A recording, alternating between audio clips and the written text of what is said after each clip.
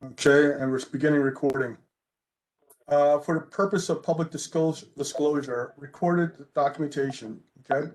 This meeting is called to order and recording may begin. This meeting of the Economic Development and Employment Committee of Brooklyn County Committee Board 2 is called to order and is being recorded by public access and archiving in accordance with the New York State open meeting law. It is the practice of CB2 to conduct remote meetings with all committee members' cameras on. Public attendees are also encouraged to leave the cameras on, particularly if you're given the floor to speak. All attendees, please keep your microphone muted when you're not speaking. To maintain appropriate discussion and voting process, I will make it known when and which topics are open for comment by committee members, board members at large, and the general public. If you have questions that fall outside of public comment time, please type your questions in the chat panel and we will address them as time permits. You may also email the district office at any time outside of these meetings. We are committed to providing access for all of our neighbors, regardless of physical ability or limitations. If you require accommodation or assistance for full participation, okay, please contact the district office 72 hours before any public meetings. The committee's secretary will now conduct roll call. Members should speak their name with their camera on. Catherine? All right. We have Chair Bill Flournoy, Vice Chair Denise Peterson, Catherine Gelman, Secretary, Latrell Masso. I see you, Latrell. Oleg Geiser. Kate Yearwood Young. I see you, Kate. Lindsay Ironhorn. Lindsay, I see your name. Maisha Morales.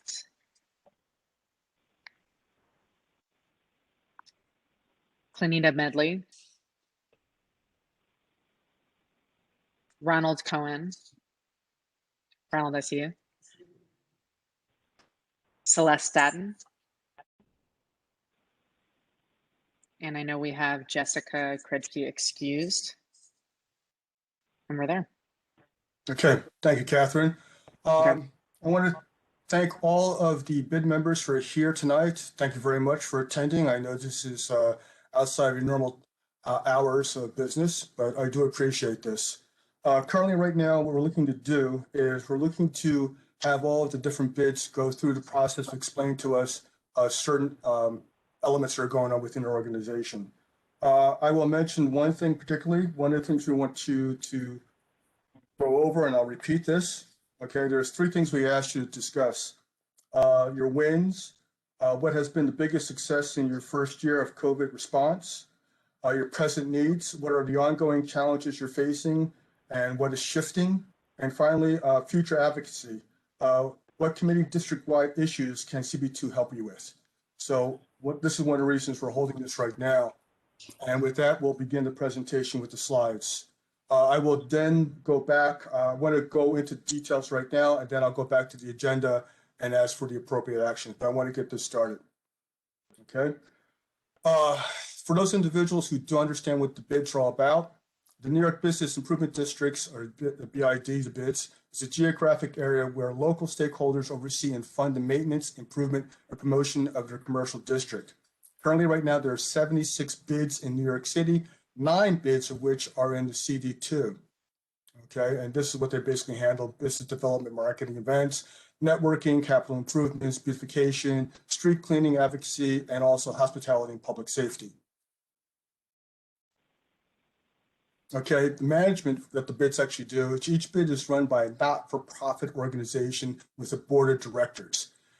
These members are elected in the district, and the board must include property owners, merchants, residents, and representatives of local elected offices. The board is in charge of making key decisions about programs, services, budget, goals, policies, and staffing. Okay, the funding for the BIDs, these programs and services are funded by the special assessment bill to district property owners. Assessments are unique to each BID and decided upon by the BID stakeholders. Okay, the City of New York assists with the collection of the special assessments, which is then distributed in full directly to the BID. Assessments typically make up 75% of the bid's budgets. Most bids also fundraise, apply for grants, and generate revenue from programs. Okay, currently right now, the Brooklyn County District, we have the Business Improvement Districts. We currently have, actually there's more than 7, but Downtown Brooklyn Partnership is actually 3 entities. We also have the DUMBO Improvement District, which you can actually see also on the map. Myrtle Avenue Brooklyn Partnership, the Fulton Area Business Alliance, the Montague Street BID, and also Atlantic Avenue BID and North Flatbush BID, which unfortunately will not be presenting tonight. Okay, this is the breakdown of the different bids when they were established, the assessments that they currently have, the blocks that are included within those bids, and the businesses that are included within those bids. I won't go into detail.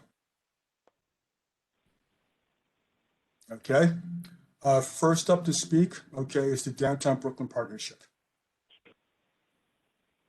Who is speaking for Downtown Brooklyn Partnership? Is that you, Regina? Okay, please, the floor is yours. Oh, thank you so much, and really thank you for pulling together this meeting. I'm really thrilled to be here this evening to talk about our work at the Fulton Mall bid, MetroTech, and Court-Livingston-Schermerhorn.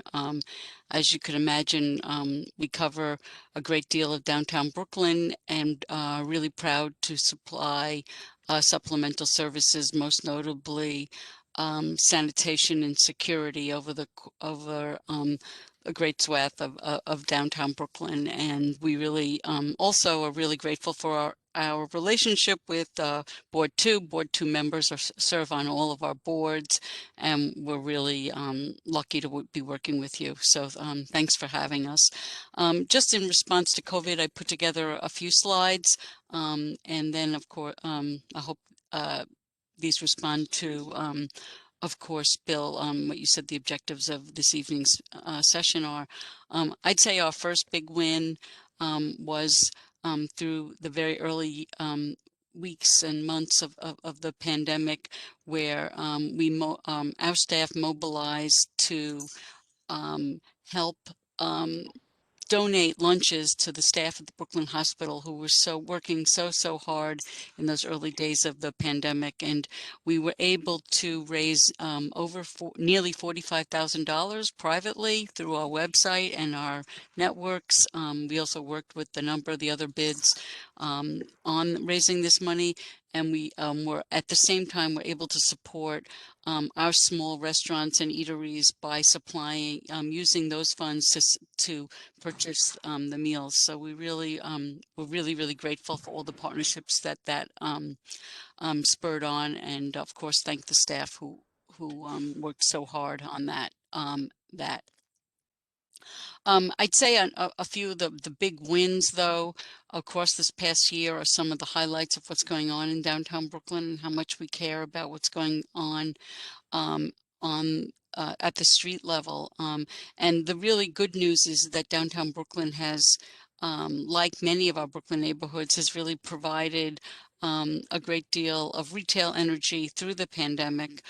Here you see our great news that Gage and Tollner is going to be reopened on Fulton Street starting April 15th, which I think is a testament to how strong Brooklyn has stayed during this time, and we're very excited about that.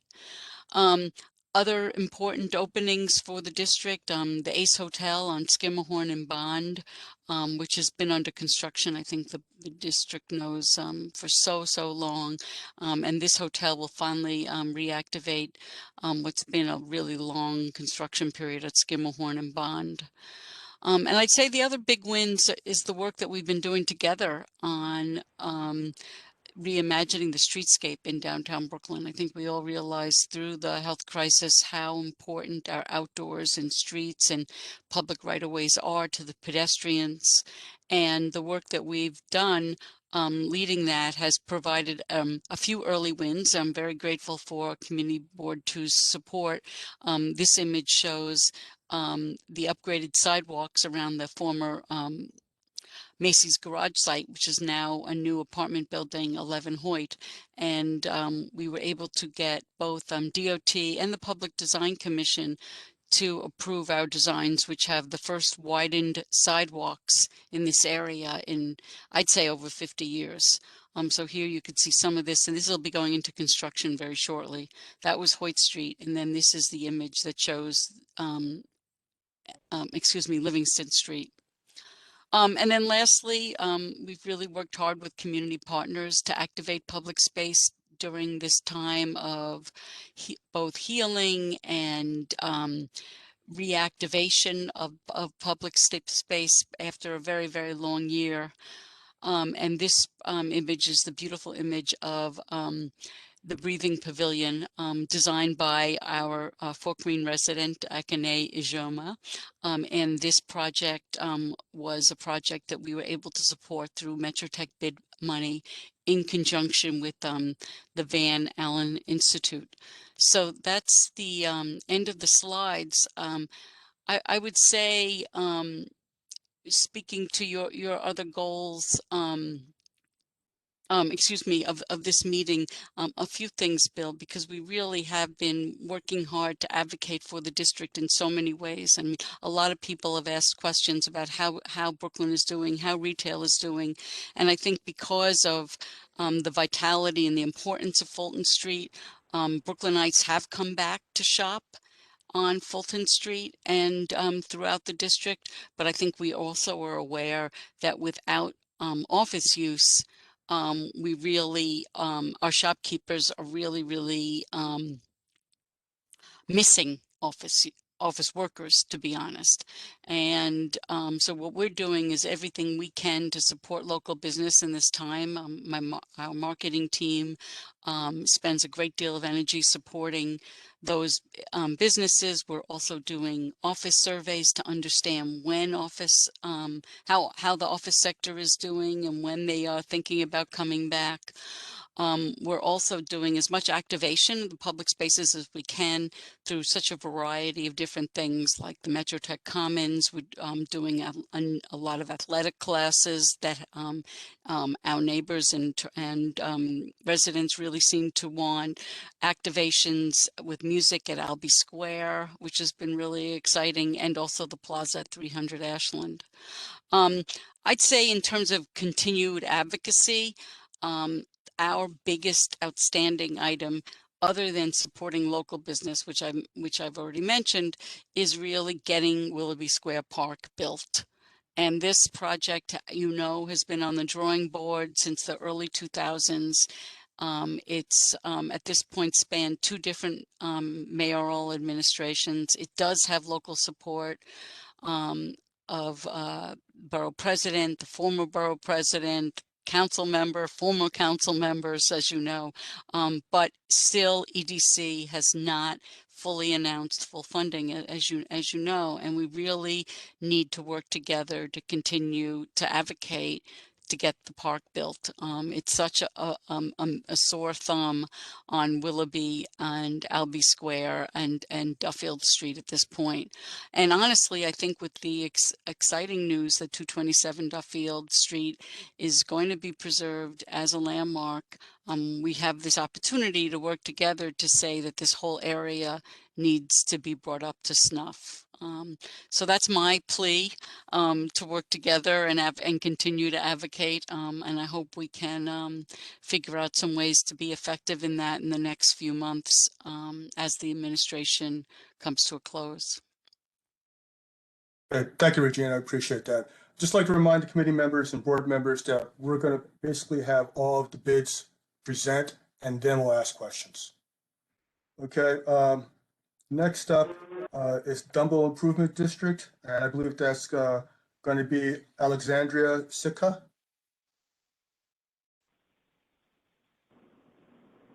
You're muted. There you go. Thank you. Hi, guys. Thanks for having us, and thanks for this important and very timely discussion. I did also put a couple of slides together, but I'm not super. I am now the presenter, and so Could somebody give me just one more clue about how to share my screen or what to do? Alexandria, you are not alone. This is Webex. Okay. You have presenter privilege now, so there should be a share content visible. Okay. And hello, mini Alexandria. Hello, Hannah. I had the phone set up outside. Okay. Okay. Let's see. Sorry. So you said, what do? I share. There should be a share content option either at the bottom tray or in the upper left. Okay. Got it. Here we go. No problem. There you go. It's loading. Oh, we're actually.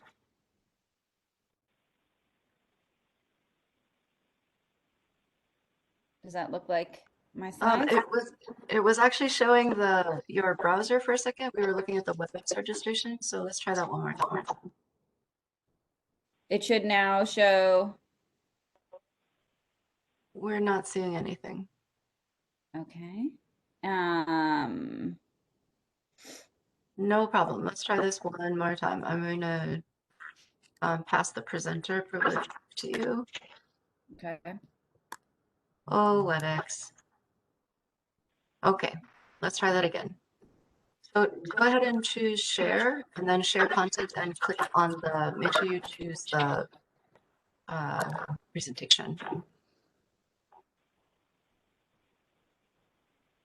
Loading. Okay, great. And then go ahead and present.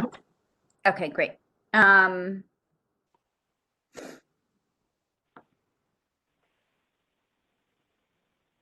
All right, well, I apologize for, you'll just see the kind of the slide presentation. Can everybody at least see the pictures? Yes. Okay, Yes, great. you're good. Okay, great. Mhm. So just sharing a little bit of our bid response here. We,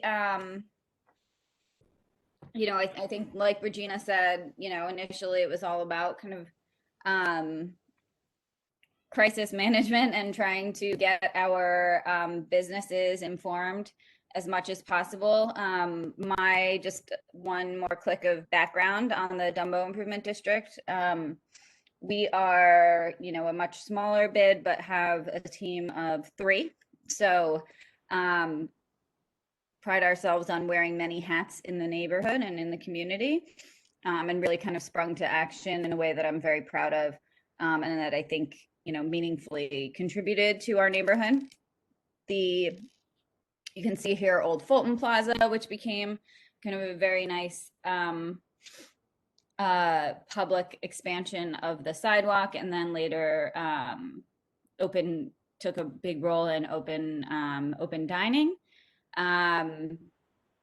You know, we have done everything from spreading messages about mask wearing and COVID etiquette, to trying to respond to our neighbors in need at the Farragut houses. We raised around $20,000 to buy family meals, which we coordinated to distribute at the Farragut houses through our businesses. Obviously, a lot of the PPP distribution that the city asked us to do and that we were very happy to provide, helping to keep the businesses opened in a safe way. We put together a lot of webinars in the first few months, calling upon the talent of the neighborhood to really kind of share their, how do we pivot to stay afloat in the next few months advice. And that was very well attended, probably dozens. We used, you know, the CEO of West Elm, financiers from the neighborhood, community members really stepped up and lent their time, which was lovely. Again, a lot of messaging that went on in the neighborhood, really trying, you know, as DUMBO's continued to be a local tourist place, there was a lot of concern in the neighborhood about safety outdoors, particularly in the initial months when the science was still evolving. And then open streets happened, you know, so July 1st, I believe we got the go ahead from the de Blasio administration to do open streets and restaurants. And by July 4th weekend, we had shut down 5 streets and continued to shut those down every weekend through December. This was a blessing for many of our businesses, a blessing for keeping the streets feeling very active, and creating vibrancy. And, you know, some of them we hope will stay forever. Just to your point, one of the challenges moving forward is definitely the operational expansion that this program has required of the bid. You know, this is something that needs to be shut down. These streets have to be actively shut down and then reopened every night. So it's really just kind of an expansion of the scope of the public space management that we have been doing in the Archway Plaza. So that is something that we are trying to figure out the best way to expand into those capabilities as a permanent condition.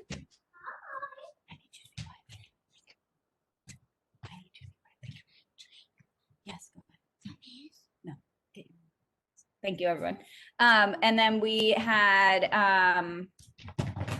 you know, called on my team. I mean, I think you know, we say that we were over the last 6 years now has been a therapist and consultant, regulation navigator extraordinaire. The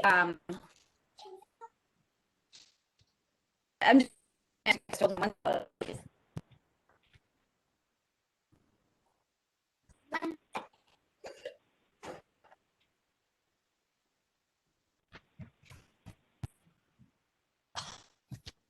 work from home challenge, notwithstanding all of the That's here. fine. Everyone goes through it.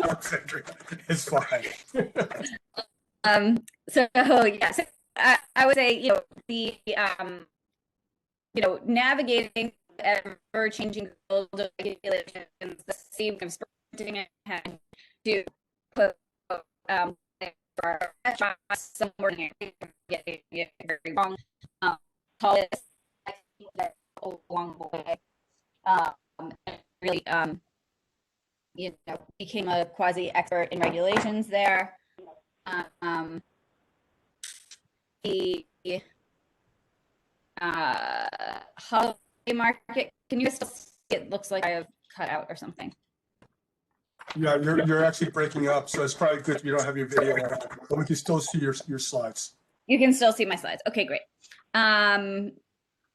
You know, we were able to put, you know, some of our events we turned virtual, still using the opportunity to fundraise for the community. And then, you know, we were able to use the open storefronts program to do a big holiday market over the winter months, and to keep our activations going.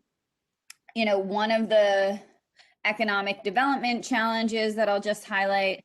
So operational challenges, I think open streets, you know, provide so much, so many wonderful opportunities for Brooklyn and particularly for DUMBO.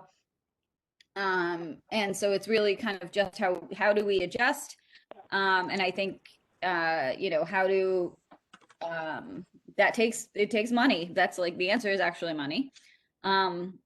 And the answer is also NYPD support, and kind of clearer regulations to be finalized in a smart way through the city. And then, you know, the second challenge, the businesses in the neighborhood, most of them have survived. A lot of them did a lot of pivoting. We've lost a couple of, you know, institutions like Brooklyn Roasting Company. But we have, we are hopeful. We believe that a lot of the tourists will be returning this year. New York tourism was really kind of lovely to see on the waterfront again. But the population that has not totally returned yet is the office space population, right? And in the short term, you know, it's, I think, trying to see how that, how office space can thrive, continue to thrive in Brooklyn. I think neighborhoods like DUMBO and downtown Brooklyn, because there's an existing cluster, really gives a lot of hope for New York City now competing with cities around the country, right, where you can work from anywhere.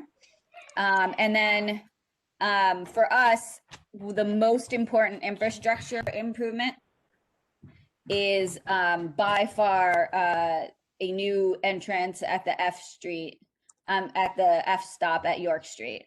I cannot express how important fixing that station is, both to the residential population of DUMBO and to so many CEOs who are kind of figuring out return to work plans and taking a hard look at Brooklyn as a place to park their jobs. So anything that the community board can do to support those efforts. Right now we're going to continue to advocate for that through the MTA, but anything that the community board can do would be much appreciated. And I think that concludes what I will say right now. Happy to answer later. Okay. No, thank you, Alexandria. That's perfect. Just you give us the information we need. Okay. Next up is the Myrtle Avenue bid. Okay. And I believe that's going to be Chad. Yep. Hi, Bill. Hi. How you doing, Chad? Good. And I do have a few slides. Sorry. Ty, do I have sharing capabilities? Great. See it now. Give me 1 second. Sorry.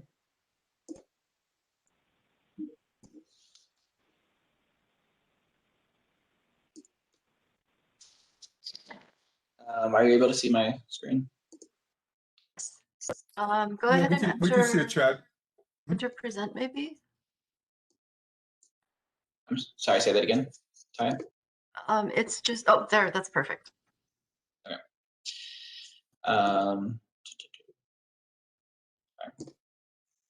Okay.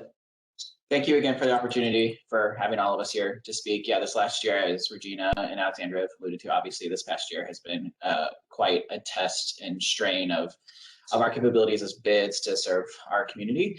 But I would say, you know, to answer your question, Bill, to lay out some of the wins, and I'll try to do that as I'm speaking here. I think the biggest win for us was just being like sort of figuring out that just being present and having a really solid foundation as an organization. And I say that to mean, you know, one where we were already, you know, very well connected with so many members in our community, whether as businesses and residents, and having a lot of infrastructure in place in terms of our organization to be able to respond to needs really quickly last year was, I think, probably our biggest win, sort of just in general. But I can sort of break that down and talk about that as I go through our work.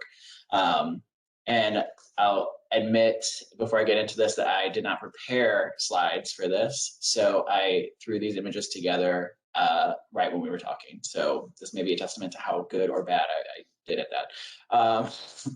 But overall, you know, of course, as a bid, keeping the Myrtle Avenue presentable as a public space is a top priority for us. So last year, you know, big shout out to our crews who are out there throughout the pandemic, keeping the space clean, especially, you know, responding to cuts from sanitation where we saw trash sort of piling up and sitting longer on the street. We had to increase our services that we were providing, which we were happy to do, but flagging that as a need, you know, from the community board that we need to continue. And, you know, we're on the right road for the city to be restoring those services, but we need to continue to advocate for increase in sanitation and quality of life, you know, response issues from city services, because we can't sustain our increased levels forever as a bid.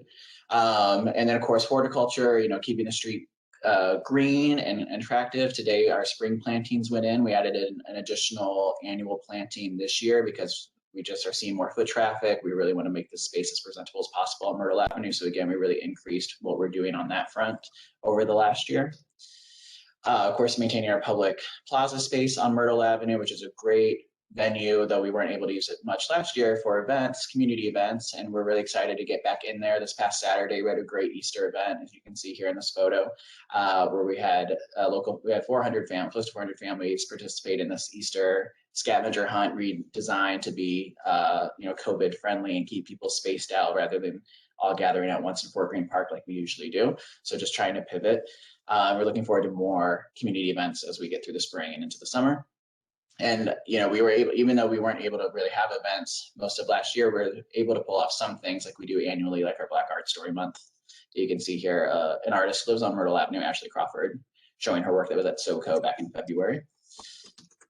And then, you know, like I think all the other bids we'll speak to and have spoken to, you know, just immediately responding to the onset of COVID last year was just getting out information was really key, particularly around some of the stimulus programs and other resources that were out there, but also PPE.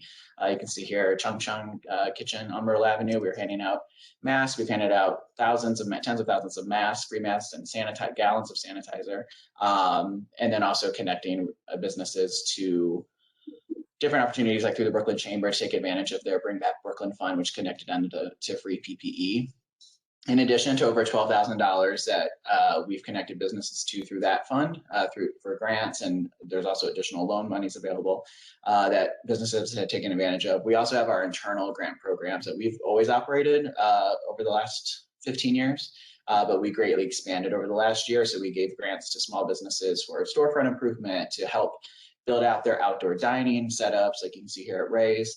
We also just provided some emergency COVID micro grants to businesses who were really struggling and who may have had higher barriers to accessing some of the other formal finance programs, like from the federal stimulus program. So we gave out some emergency COVID relief funds as well, just for some general operating support for some businesses that we were able to fundraise for. But I would say, and when looking back on our businesses for the past year, I mean, there's two really key things. One of them is our biggest win. One of our biggest wins, I think, from the last year is that we had twice as many businesses open on Myrtle Avenue as we had closed last year, which was great to be able to report. But also, I mean, just personally, I've been so astounded over the last year of how much our business owners continue to give back, even when they were facing so much uncertainty. And I try not to get choked up, but Regina, in your first slide, and you were showing the photos of meals being delivered to the hospital. One of our merchants, Ahmad, who runs Via Poncho and he formerly is 18th on Myrtle Avenue, who's in the photo, he didn't make it this past year. Unfortunately, we lost him. But that said, he was there helping me along the way, getting stuff set up for our food pantry last year. Kim, as you see in this photo from Brooklyn Sweet Spot, was giving out free lunches to kids on Myrtle Avenue right at the onset of the pandemic. And I'd say all this to say that it was incredibly clear from the get-go that our merchants wanted to give back, and they just had this sincere interest in doing some social good. That, coupled with a whole bunch of other programs that we were already running, it really led us to understand that we needed to double down on helping on sort of these social impact endeavors and this idea of connecting our resources on Myrtle Avenue to needs in our neighborhood. So back in November, we created a new staff position, a director of social impact programs, a new full-time staff person who's here to help connect our businesses and sort of harness their enthusiasm and interest sort of on this front. To, again, get their resources connected to the needs. So we've helped a restaurant set up a recurring food pantry. And then the staff person is also managing our ongoing social impact programs or community programs that we've had for a number of years, but that have just grown exponentially over the last year. Here's a photo of our weekly food pantry that used to be monthly. Now we're serving up to over 1,600 households each week or each bi-weekly now, with food deliveries of free groceries to neighbors across a whole host of different NYCHA developments in Fort Greene, and also serving and providing food to different food pantries. And shout out to DUMBO and to Alexandria and to Regina at Downtown Brooklyn for helping support these programs over the years and also this past year. So the food pantry has really grown exponentially. And then, also Ethan, who's still on the call here, big shout out to the Brooklyn Navy Yard for providing us free space where we can use as a warehouse to operate this whole food pantry from. And then in addition to that, as I was mentioning, this Director of Social Impact Programs is also managing our youth employment program, which has been an annual summer tradition on Myrtle for the last 14 years. And then this past year, in responding to the need that local high schoolers have less opportunities to engage and maybe at home and a little more idle, we decided to sort of double that program and extend it through the fall and the winter, providing opportunities to continue to connect youth to local job opportunities on Myrtle Avenue. And that is a very quick and somewhat brief look back at the last year and what we've been up to. just want to make sure I flagged those wins that we had. And then I would just say ongoing, but to answer your other question about needs and sort of advocacy, one thing that was really clear this last year that I keep hearing from merchants, it's a continuous problem, is that, you know, our businesses and their staff are on the front line, so to speak. They're out there intercepting everybody on the street who might have needs, whether it's around homelessness or substance abuse or mental health issues. And our city just continues to lack appropriate responses to that. Our businesses are really interested in finding police alternative resources to that. Not, you know, most often you don't need somebody to come to a scene and bring a firearm. So I think any advocacy around that and, you know, expanding those services that we have to offer, we as a sort of collective society and city, is really beneficial, not just to the people who need those services, but is really beneficial to our storefront businesses so that they can continue to operate comfortably and easily. That's it. Okay, thank you very much, Chad. I appreciate that. Okay, next up is the Fulton Area Business District, and I believe that's going to be Christina Chavez. Hi, yes, thank you. We'll make this very easy for everyone. I don't have slides, so there'll be no technical difficulties from me. And I just want to say thank you to the committee and Chair Flinoy and Taya, and to our Community Board 2 Rep Carol Ann Church for organizing this and having us all together for this important conversation. And I'll start first with our past wins for the Fulton Street Business Improvement District. I would say over the past year, you know, we've developed a really much deeper and stronger connection with the businesses in our district, doing a lot of door-to-door, face-to-face outreach, emails, phone calls. Social media has been extremely important for us to reach businesses, especially early in the pandemic, in the short period that we were all in lockdown. And this type of, you know, direct assistance, you know, covered everything from distributing the PPE, answering questions regarding commercial lease assistance and legal assistance, help applying for the PPP, EIDL, and loans and grants, questions about outdoor dining, COVID safety protocols, and then really granular business-to-business specific questions. The Fulton area BID, you know, we are a staff of 2 full-time members. So we rely and work very closely with our city agency partners like SBS and the Brooklyn Chamber of Commerce, and locally organizations like Impact Brooklyn to help us serve our businesses. And I will just say, among the bids, and especially the group here on the call, we work very closely with each other, and we have been able to share our success stories, answer questions, brainstorm, strategize, and this has been extremely helpful. I started as the executive director of FAB in March of 2020. I think I was in the office probably 2 days before we all just had to switch to quickly move to working from home, and then coming back to the district periodically as much as we could at the beginning. And but I think one of the successes for our organization and for the bids in general has been these connections with each other and our agencies and our partners. That has been a very positive thing that has happened over the past year, and otherwise a very, very, very difficult year. And you know, this will just be more ways that we can serve and help our businesses and the community. The stronger we are together, and working with you and the community board will help us better serve our members. A very quick specific highlights from FAB over the past year. Through the partnerships with SBS and the Brooklyn Chamber of Commerce, we were able to distribute more than 37,000 face masks to businesses in the BID and in the surrounding neighborhood. We've welcomed 25 new businesses to Fulton Street in the past year. We were able to do some of our outdoor events, specifically the FAB Flicks free outdoor movie series that we do in partnership with the Brooklyn Academy of Music and at the Brooklyn Plaza Medical Center. We started this back in August when we really didn't know much about how or safely to put on an outdoor movie series. So I'm really thankful to BAM and the FAB staff for making that happen. And more recently, again, in our partnerships with other bids in this group and across the city, we participated in 2-month-long marketing campaigns to promote our businesses and really remind everybody to come out to our corridor and shop and support the businesses that are here.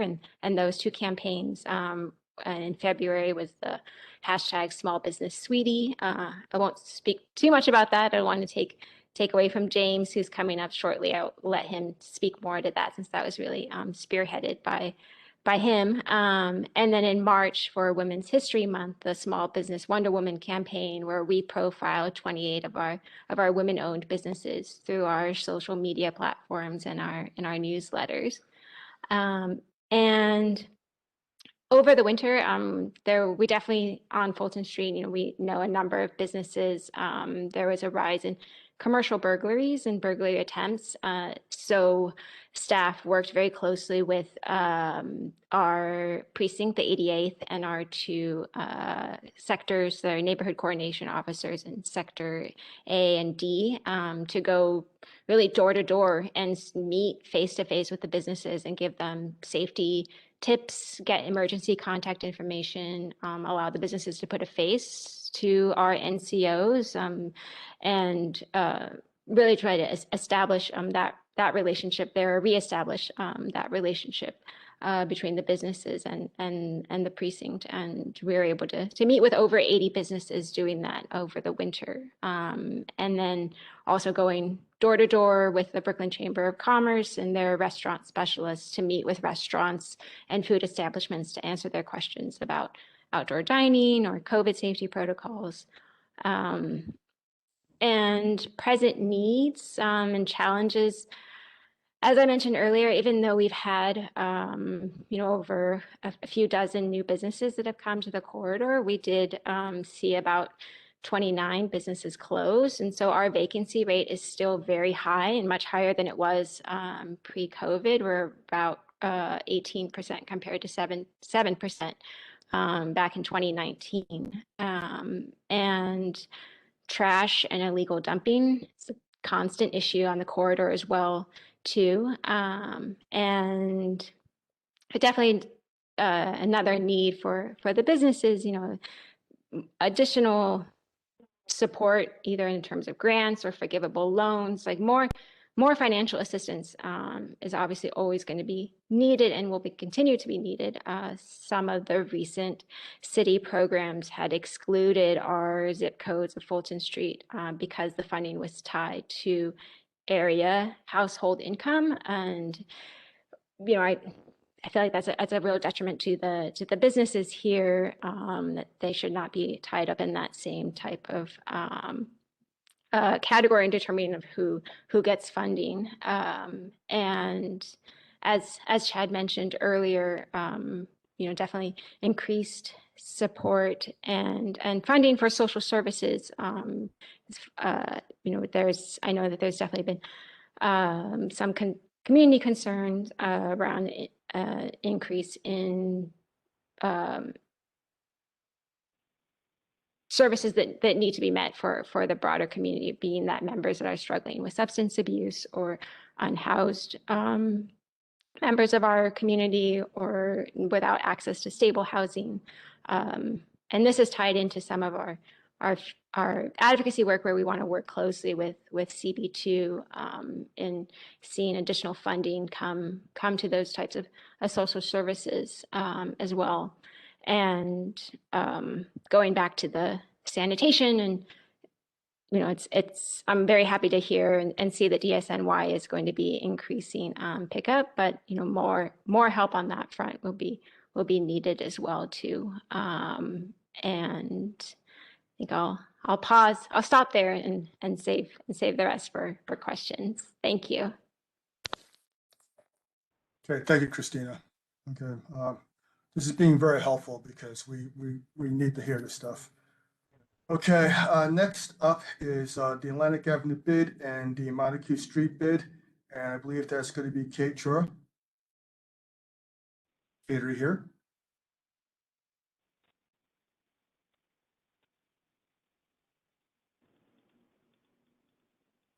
Hello, Kate, are you here? Working on it. Okay. There we go. Okay, good. Okay, we have feedback. Why do we have feedback? What do we think is causing feedback? Oh, maybe it's done. Okay, so yes, I run both the Atlantic Avenue and Montague Street bids. Mainly, it works out because we're 4 blocks away and we have the same elected officials, and we're both small bids. So combining those 2 bids, we have 2 employees. And, you know, we're quite small. So I would say to start out with the wins on Montague, we partnered with Downtown Brooklyn and all the other partners, and we're able to really, I feel, have an impact on the workers at the Brooklyn Hospital. That was a really soulful event. We also did on-site COVID testing, which was incredibly helpful for the small businesses, where we worked with health and hospitals, NYC Health and Hospitals, and literally just did COVID testing on site. So people didn't have to leave work. And, you know, at both Montague and Atlantic, we have a lot of small businesses, so that was really helpful.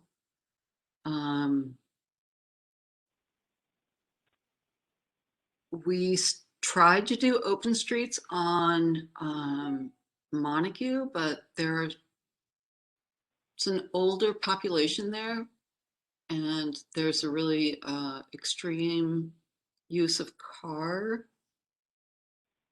So that didn't work out very well, which was unfortunate.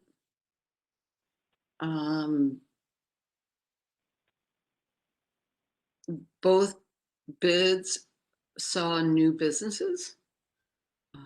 I think that kind of being small bids that have a strong community connection, it really helped a lot of the businesses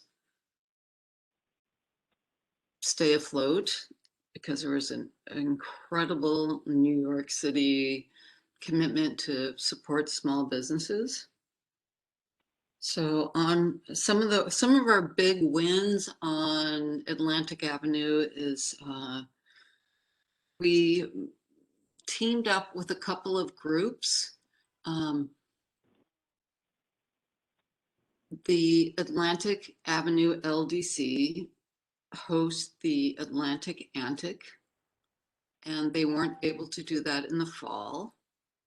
And the Juanis Open Studios wasn't able to open up their studios. So the 3 of us joined forces and did some really interesting no-touch QR codes. In a matter of a couple of months, it was just, we all just pivoted and made it happen. And we had an incredibly successful Atlantic Art Walk. And we did a little survey with all the businesses and found out that they had more profits on that day than they had since they opened. And so I think, you know, one thing to sum up is, when you're a very localized bid and you have a incredibly vibrant resident community, I think that's really what got both of those neighborhoods through the challenge. There was an article in the New York Times that did sort of a this versus that of Soho and Atlantic Avenue. And it kind of came down to the fact that what buoyed the businesses in Brooklyn on Atlantic Avenue and Montague was that local community support, where people are invested and have relationships with the local community businesses and really felt a sense of supporting them. So big picture on both commercial corridors, that's my takeaway. So if I look at both the bids and the things that we were able to do combined, we found partners in the community that could be a pickup point for PPE, and we were able to distribute over 50,000 masks and gloves to the community. We provided all kinds of PPE connections, legal assistance. We both bids did some really, I think, successful graphic and meaningful signage that identified the business corridors, so people realized like there was a sense of community there. In both bids, we have a commitment to horticulture. So we've planted out hundreds of tree beds, and in many places inviting the community into that. And did a lot of surveys and pivoted with our newsletters to take all the information. I mean, that was a huge focus of ours, to take all the information that was out there, consolidate it down, and send out these weekly newsletters. And the businesses really responded to that and said, thank you. There's so much info out there. And it was so great how you were able to distill it down and send us the most meaningful parts of that. So one of our most current initiatives is the Clean Curb City Bins. And I've spent probably 4 months going back and forth. It's something that we really want to do, but we hit a little bit of a brick wall because the Clean Curbs program is really focused more on the individual businesses putting their trash in these nice containers. But for the bid, we saw this as a great way to take our sanitation ambassadors and put those massive amount of trash bags into a container. So we had a meeting this week with DOT and sanitation to say, you know, we realized that like there's some merit in this program, but you're coming to bids and it doesn't work to then ask us to put that burden on the businesses. So I think we made some headway this week to say, how can we do this so that the bids and the sanitation vendors can make this work? So we'll see where that goes. But I would say most recently, that's probably one of our biggest wins.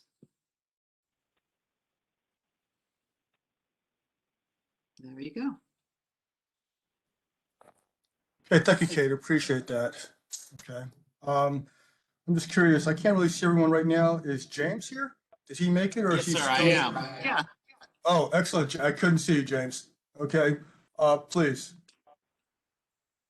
Thank you, Chair. Pleasure to be with you all tonight. My name is James Ellis. I'm the Executive Director for the North Flatbush Avenue Business Improvement District. We are your neighbors just to the south.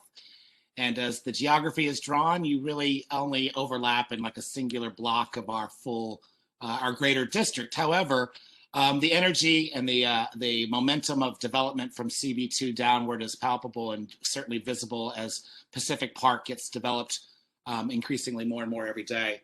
But nonetheless, I'm here to share some of our unique wins as well as some of our needs. But I'll start with that. One of the key things that we had to do in understanding our role is knowing where we're supposed to be in that place and space. Similarly, I echo others of my cohorts here where we operate with very small staff. My team we have 2 individuals, but we're 1 full-time equivalent, as my role is part-time in addition to our program manager. So that being said, it was certainly within the time of crisis, we had to know where we could best fill in and where we could best offer our resources of what we had. Echoing a lot of what my colleagues have said about our role really grew into crisis management, business therapist, navigating the government landscape. But really, I think what Kate said about vetting the information and syndicating the information that came forth in floods of daily updates and Zoom calls and releases of executive orders was a great portion of what I think many of my colleagues here had to do, and then getting that back to those people that needed to hear it most urgently and importantly. So understanding that was kind of the critical thing. But as we continued on through the recovery period, or as we continue on through the recovery period, much like my other colleagues, we kept our sanitation going. Again, limited resources keeps us with only 1 staff member, but our Alejandro took care of everything every day, made our district hospitable as possible during this time period. We too also launched a lot around messaging with a very graphic, a campaign that Open for Business campaign that also kind of helped signify a unification of our community with similar graphics for as many storefronts wanted to participate for, rules, regulations. Yes, we're open. We thank you, various messages across, but all thematic. We also were one of many of the bids across the city that distributed PPE. But unlike some of the others, our organization bandwidth was limited, as I mentioned, and so technical support was not what we were able to focus on. The direct sit down with businesses for us was not attainable. So with that being said, we really leaned into working with our partners, understanding who was offering resources out there, whether it was the Brooklyn Chamber of Commerce, the Manhattan Chamber of Commerce, the Queens Chamber of Commerce. It really, at this point in the matter, what came out of this is there was no boundaries when it came to sharing resources. And I think what Christina had mentioned too, one of the greatest wins I think that we all can really point to is that our unification of ourselves, of our collective organizations with each other. The BID Association, which represents all 76 of us, convenes us many times a year to discuss certain issues. But through this COVID landscape, it really was a formidable force in helping us strengthen our own efforts, share best practices that we're hearing from other neighbors and neighborhoods across the 5 boroughs, as well as getting expert advice from people that are more senior in their position or manage larger districts or even like districts in different boroughs that we just don't have the opportunity to communicate with. So creating that kind of that unique cohort and really tapping into it to share resources and information and clarity and answering questions was, I think, one of the most invaluable things successes that we ever were able to do. So many subject matter experts in our field. Not all of us are as smart at all the topics as others. But as a team and as a collective, we certainly were able to navigate through many of the issues that we were posed with. Additionally, we worked with other technical resource providers like the SBDC centers at Pace, as well as at downtown Brooklyn. We worked with an organization called Start Small, Think Big that was a really amazing resource for webinars and legal advice. I think many of my colleagues too directed a lot of their businesses that way. And then as Christina kind of alluded to, recently in February, taking this collective spirit and the spirit of sharing and best practices, we convened a group of neighborhood leaders and bid personnel to discuss what we could do to support businesses through the month of February for Valentine's Day. And out of that born this Small Business Sweetie campaign that I think over 50 community districts across the 5 boroughs participated in. It was focused on a social media campaign. And I believe there were well over 500 posts that kept reiterating Small Business Sweetie and how you as a consumer or you as a business could be a Small Business Sweetie. And a lot of times it was focusing and featuring certain business products for the Valentine's holiday, but it was also about explaining and sharing how low-cost ways that people can support our businesses by ordering directly from the business and not ordering through third-party apps, by choosing a local provider rather than an Amazon provider, by leaving reviews and hashtagging and posting and tagging some of your favorite businesses just to keep them top of mind. And I think we really were able to harness a lot of great energy and really kind of show a unity across the 5 boroughs with this campaign. And it was really exciting, I have to say. But also, as well as building these networks for resources, in June of last year, as we're all aware, in addition to the COVID and the uncertainty for businesses, North Flatbush played host to what came about front and center as a social justice movement at the Barclays Center that was focused there. And that was really kind of uncertain times for us, navigating this centerpiece of a really important situation and messaging that needed to be heard, while trying to make sure that we were welcome to this, but also trying to dissuade any of the fears that businesses may had from some of the perpetuations of the media or some alternate messaging that was going on around these protests and these moments of sharing these messages. So we were very key in making sure that we engaged our businesses to understand the situation and help them get through it with as much ease as possible, even with uncertainty of vandalism, graffiti, possible damage. While we were very lucky and only suffered a minimal amount of that. But as we look to the future and look at about our long term, our organization will certainly be reviewing our organizational sustainability. As it's noted here, we're one of the older bids in New York City. We're also one of the smallest and less funded. I think we're number 7 out of the 76 in funds. Of the least amount, but we're also, right in the middle of monumental changes in the development process of this part of Brooklyn. We now play host to a 15,000 seat arena. We have a major 9 blocks of development happening adjacent to our district with Pacific Park. We're also, I guess, biting our nails to figure out what's going to happen with Site 5, which is the Modell site, which is another part of the Pacific Park project. We're looking possible now that businesses are starting to stabilize. One of the other trickle down things is what's going to happen with some of our small property owners, right? Many of these host and lease to small businesses, and where these vacancies are continuing to exist, I think what we might also as bid leaders and as economic development participants is looking at how we can support these small businesses in creative commercial attraction. How do we engage and activate these spaces? How do we make connections for entrepreneurs to these property owners that might want to give somebody a chance at something less than a 5 or 10 or 20-year lease, and try to test the waters out as we overtake this kind of landscape we've been suffering. Additionally, I think looking in the future, that Site 5 I mentioned before, this is the one block that we do share in common with CB2. And we are aware that there was an original presentation of what that site was to look like. And there's been, ruminations of kind of a completely different reality at one point. But now with the real estate situation being what it is, that alternative reality is also now kind of an uncertainty. Funding is not sure, impact studies still need to be made and taken and whatnot. But what I will invite CB2 and the Economic Development Committee, as well as the land use committees of CB2, kind of keep in mind is there's a really large opportunity there to kind of daylight that intersection, to open up 4th Avenue to Atlantic Avenue to Flatbush by really thinking about what does that intersection look like at the ground level, at the streetscape and at the street wall.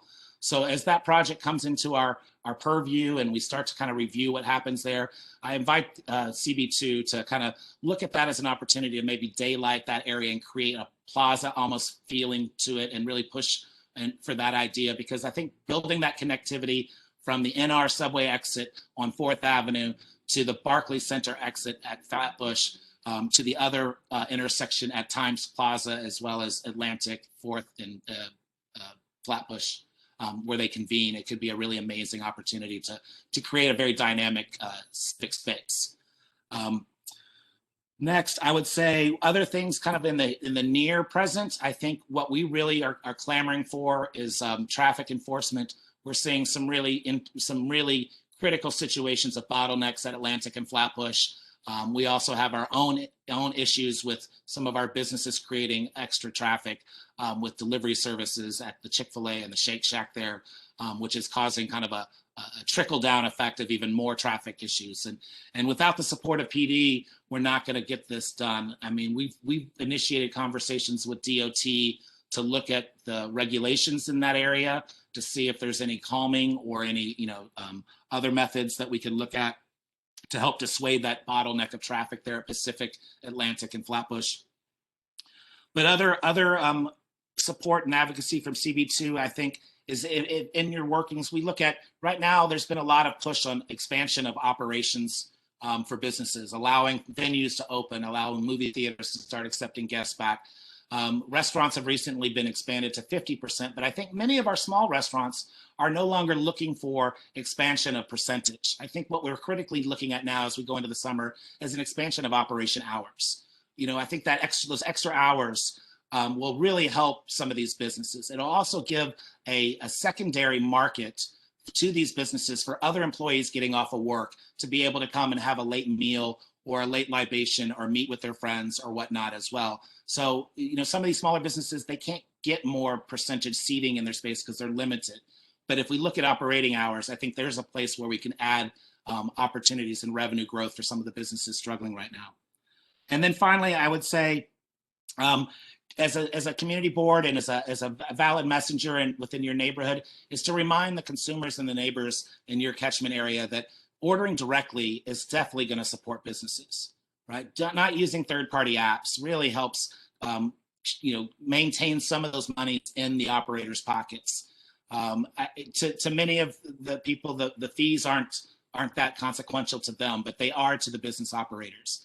So helping shave some of those percentage points off of what those commissions are would be greatly helpful to the businesses. In addition to choosing a local store on Myrtle, on Flatbush, on Atlantic, on Montague, et cetera, as opposed to picking from Amazon. If you're messaging out from the community board to your constituents, can continue to remind those people of that, I think that would go a long way in helping support our local businesses that we all love. Thanks, appreciate it. Okay, thank you, James. I appreciate that. Okay, wow, we got a lot there. What I'm really grateful to hear is that you guys, all the different bids are working together in concert to help each other and give ideas and share ways of getting through this COVID situation. I'm really good to hear that. So what's going to happen is this. Currently, right now, our committee is going to be basically looking forward to fiscal year 23. And we're going to be looking at what we're going to be looking to do with the CD District Service Cabinet and also the Brooklyn Borough Service Cabinet to look at what we're going to look forward to as far as helping people get through this. And what I'm hearing from you, okay, because I want basically to be community partners with you, okay, and other agencies throughout the area, okay, to actually get together as a district to push forward for fiscal 23, what this district needs. And based on what I'm hearing from you, we're going to need social services because of what's going on with the homeless and a couple other things going on. We're also going to need help with the F-stop York Street.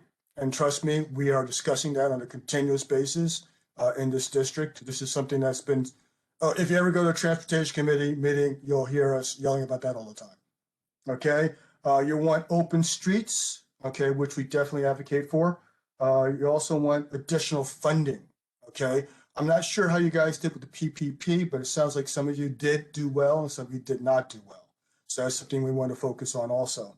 The Brooklyn Chamber of Commerce also mentioned that they had funding, and also the small business services also mentioned that. Okay, so that's something else we're looking at also. You also mentioned the NYPD needs additional support as far as monitoring security, safety, and also at night because of what's going on as far as you're seeing robberies occurring. Okay, so that's something we want to advocate for also. Office space population, unfortunately, there's not too much we can do about that. A lot of people working remotely, and that may continue, unfortunately. Okay, so there's not too much we can do about that. Park Sanitation, yes, I definitely agree on those two things. Continuing the park development, also maintaining the parks, and also sanitation is something we should also focus on. And restaurant aid. One of the things you mentioned on both sides is actually helping restaurants actually open up, and also extended hours would be something that'd be good also. So that's something we're also looking at. And as far as the Site 5, some of us here are on the land use committee, so that's something that we're also looking at for you also. We want to slow down development, so that's, you know, as far as growth is concerned, and also there's not infrastructure to handle a large percentage growth, and that's something we're looking at also. We'd like to see the infrastructure first before we see more growth. Okay, so with that, and also traffic enforcement and also deliveries. Is there anything that I missed that you guys also want to mention to us before I open it up to the committee members? Christina. Hi, yes, sorry, just very quickly, expanded broadband and Wi-Fi, I think is also really important, especially in our public spaces, the parks, playgrounds, and plazas. That's a request that we get for our district, so definitely want to put that out there as well too. Thank you. Thank you. Okay, sir, your name is Calvis. I don't know who you are. Yeah, hi, I'm Calvis. I'm also with the DUMBO BID. Okay, thank you. No problem. I just wanted to bring up one other thing specifically related to the NYPD is we've gotten some really great support in the last couple of weeks around vending issues, particularly in our district. We deal a lot with ice cream trucks and, a lot of like public safety concerns supportive recently around that. Make sure that Okay, Calvis, you've drifted out on me. We can't hear you. Still hear me? Sorry about that. Give me 1 second.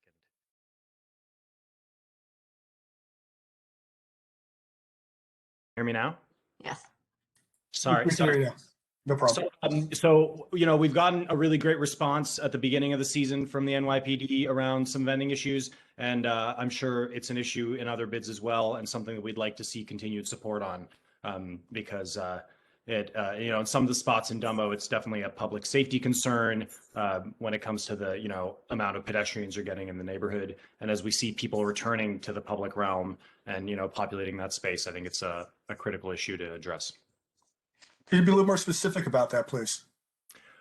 It's related to our bid. We see a lot of ice cream trucks parking in front of fire hydrants, in crosswalks. Sometimes you'll get 2 or 3 ice cream trucks parked on a residential block. They're sitting there for numerous hours, and the generators are running to keep things cold for them. And it's it can be a pretty big a noise nuisance, and the emissions from the trucks as well can be pretty terrible for the residents living in the area. And it also, it's a detriment to the economic development of the businesses in the neighborhood. We've got a few ice cream shops, places that sell, essentially the same thing. And so, we're trying to make sure that our businesses can, stay afloat. And meanwhile, you have this fleet of ice cream trucks coming into the neighborhood, kind of impinging on the business in a lot of ways. So that's definitely something that we've talked to the 84th precinct about, and, we hope to continue to work on. Thank you for bringing that up, Calvis. Assistant District Manager Carol Ann Church is on audio with us tonight. She also coordinates the Transportation and Public Safety Committee. We've actually had I think it's probably the season, but we've had an influx of complaints from many different angles about the trucks. So I think that's going to come up in a Transportation Committee meeting soon. It's Thursday the 5th, if you'd like to join us. That sounds great. Yeah, we a while back we had addressed that. We actually asked or requested that these trucks not be, like for instance, an ice cream truck should not be in front of an ice cream store. We felt that was not something that was beneficial, okay, to the actual bid, because the bid, they're actually paying into the bid to keep the area clean, okay, plus they have to pay rent. And yet this ice cream truck is taking advantage of this, and they're not paying into the actual fund itself. Okay, anyone else? I just want to, yeah, I mean, I don't have vending issues in either of my districts, but I would say from following this with the bid for many years. It seems the biggest problem is there's just no policy around it. Like, Yeah. there's no clarity to say, okay, if you're a vendor, here are the regulations. And it's something I know the Bid Association has been dealing with for a really long time. So I think the problem is actually quite larger, and probably needs some greater attention to it. And it's complicated. It's complicated. Yes, we actually had a proposal for vending earlier, about 2 years ago, that we put forward. So unfortunately, we only have we make suggestions. We don't make policy. And so what was the outcome of that? What was the feedback? Well, for right now, I don't want to get into that. I want to stay focused on what we're looking at right now. Okay. Okay, committee members. Okay, does anyone have any input? Ms. Morales, thank you. Good evening, everyone. I have a question, and I don't know if this, I guess is there someone from the Downtown Brooklyn Partnership still on, or MetroTech bid, but someone was speaking earlier about the office spaces and how the impact of, lack of office workers impacting the Fulton Mall strip. And so, I mean, there have been articles put out where companies are realizing how cost effective it is to work from home, and comparing that to the crazy amounts of rent that they're paying. And so it doesn't seem like a lot of them are ever coming back, even if we have this, pandemic under control, based off of they just trying to save money and understanding. And yes, the real estate commercial spaces, housing is, but commercial spaces is outrageous. So I was wondering, is there any conversations around speaking to some of these big owners, developers, about working with lowering the rents to commercial spaces, especially office space as well, because that's how, we bring in people into the community and to shop and create jobs. So just wondering if you guys, any of you can talk a little bit about that, advocating on behalf of offices and small businesses around reducing the commercial rent space.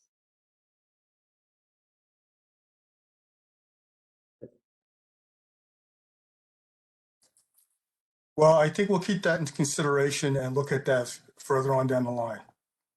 Okay. Any other committee members with any offerings, any questions, any suggestions?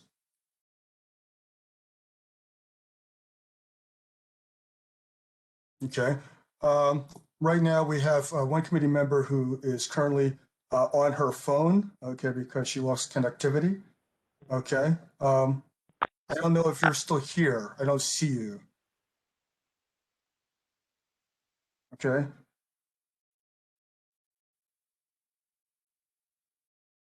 Lindsay, are you here? Hey, Bill, can you hear me?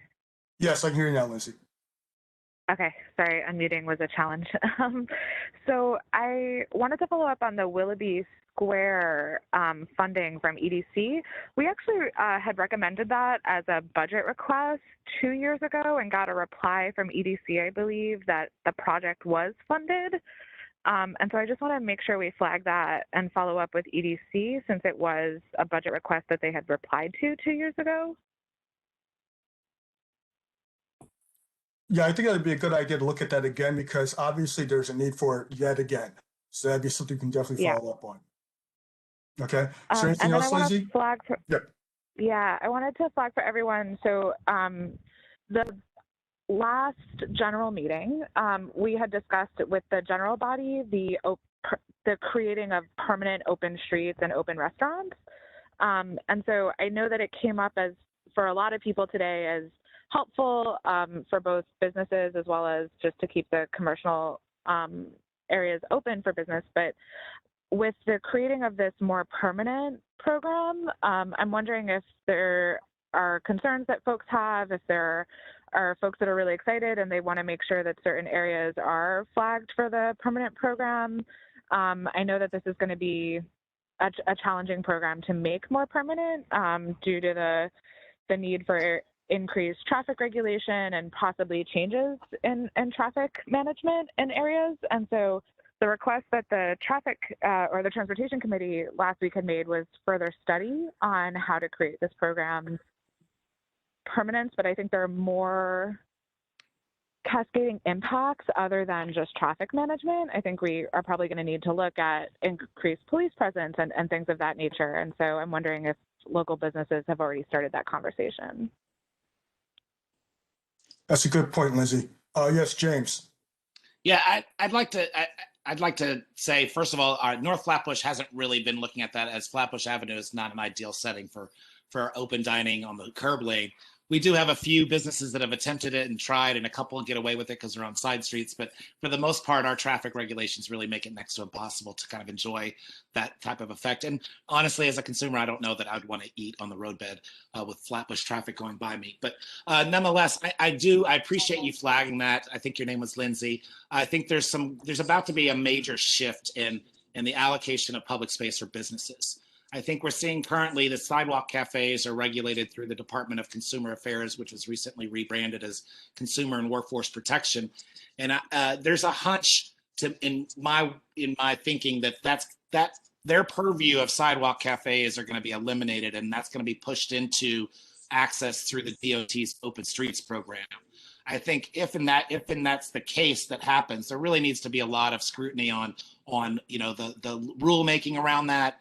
The monetizing of the permits that they're going to be looking at to charge businesses to have access for these permanent structures or even these temporary seasonal access. I think there's a lot of uncertainties if the sidewalk cafes is shifted from DCA into DOT's Open Streets program as part of that greater access to dine in public. I think that there's going to be some scrutiny and critical lenses that needs to take a look at that. Not sure exactly where yet. I'm just feeling it in my hunches, and it's all going to depend on what happens with the next administration and where their priorities are as well. But certainly, fingers on the pulse on that. And I appreciate Lindsay for thinking about that. Yeah, thank you, James. Alexandria, what is your opinion of that? Because you're in downtown, DUMBO. So, and you experienced a lot of this, and you mentioned already you had some issues with that. Are you there, Alexandria?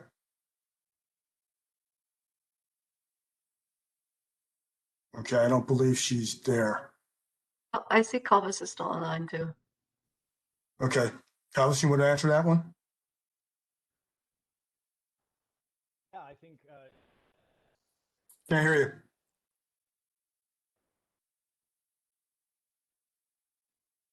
Still can't hear you. How about Now we got you. Yeah, sorry. I never buy cheap headphones on Amazon is all I can say. Shop local, Calvis. Exactly. I should have done it. I should have gotten my cheap headphones in Flatbush. I think James actually kind of covered a lot of the salient elements, particularly thinking about how public space is changing and outdoor dining is adapting. I think there's still a lot of wait and see that needs to happen on how this is going to be finalized and what the specifics are going to be for these outdoor setups. So it's hard to make a determination right now on where things are going to go. And I'm sorry, I guess I don't know. I don't have any brilliant insights, I have to say. We've been kind of trying to react nimbly, and I think right now we're kind of hoping for a final decision by DOT or whatever city agencies decide on what's going to happen within those spaces.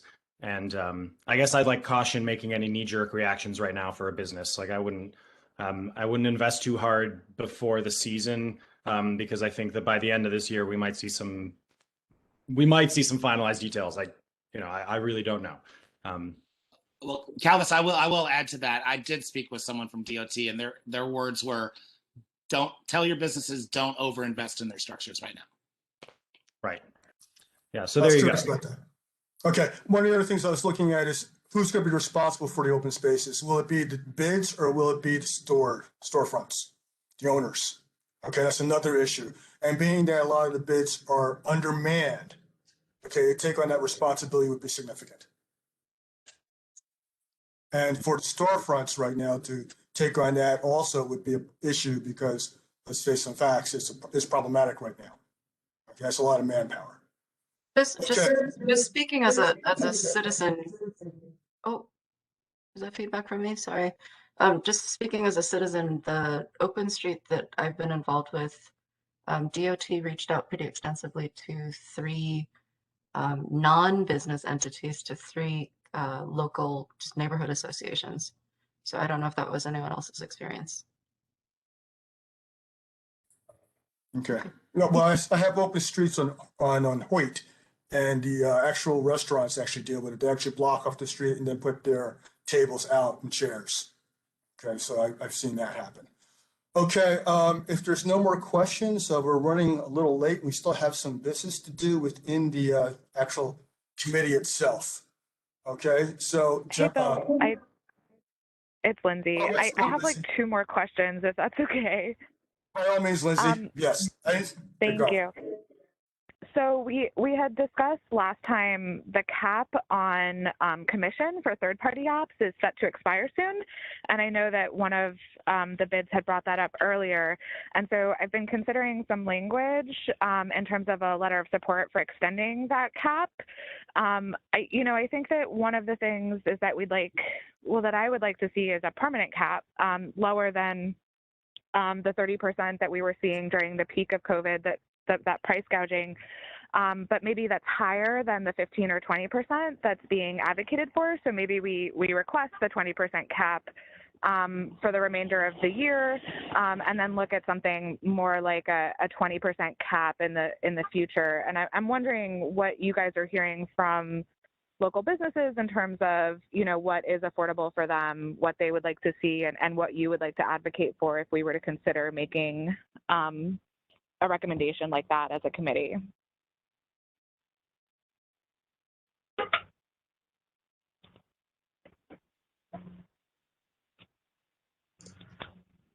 Sorry, I don't know if I have a specific answer for you. I don't know if all the other directors have the same experience, but I hear sort of responses to that issue from our restaurant owners that are all across the board. Such a large number of them are just like, yeah, it's just the cost of doing business and it doesn't bother me and I'm happy to pay, up to 30% or whatever it was that they were paying at most.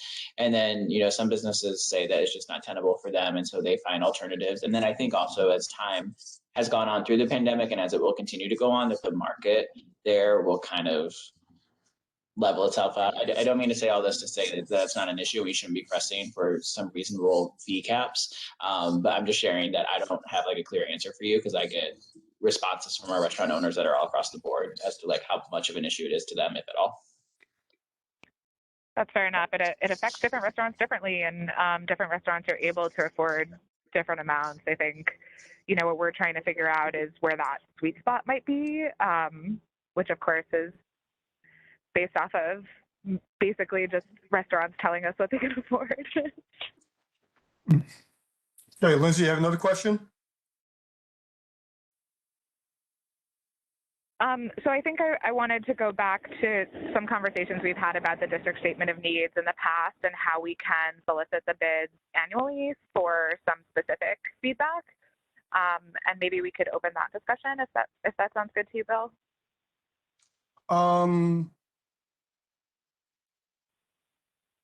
I believe we got a lot of feedback right now. If the bids want to make any comments about that quickly. Maybe we can talk to, I was more thinking that we can talk to them about what the calendar of that is usually like when is a good time to make those requests annually. That might be a good idea. And how we can keep this conversation going. Yeah. Would it be the fall or would it be early spring? So we usually vote on it in the fall. So if we were to get feedback annually in June, I think then we could review it over the summer, create the spreadsheets for the committee to review for September, October. Taya, does that sound about right? Hey, Lindsay. Yeah, this is Taya. I'm glad you brought that up because that's actually next on our agenda. Yes. Okay.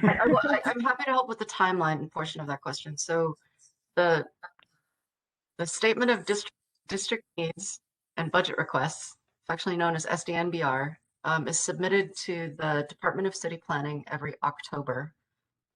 Ms. Church, you chime in here if I get any of this wrong. It's submitted to the City Planning Department in October.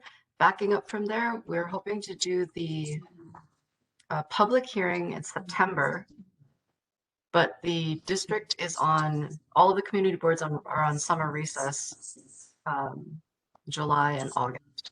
So the reason that we've suggested that all the committees discuss their particular committees' requests this month is because then we've got 2 months going into the summer to sort of prioritize within the committees.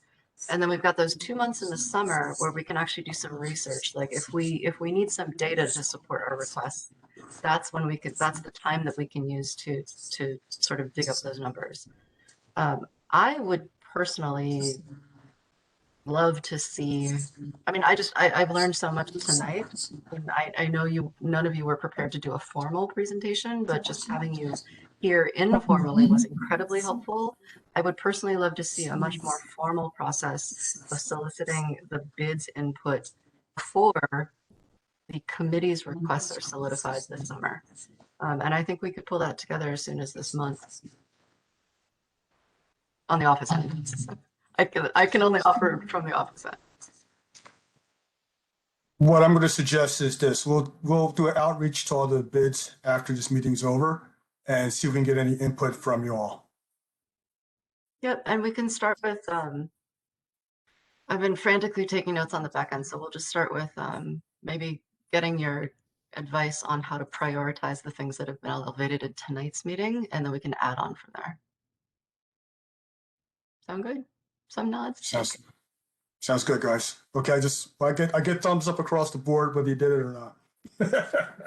Okay.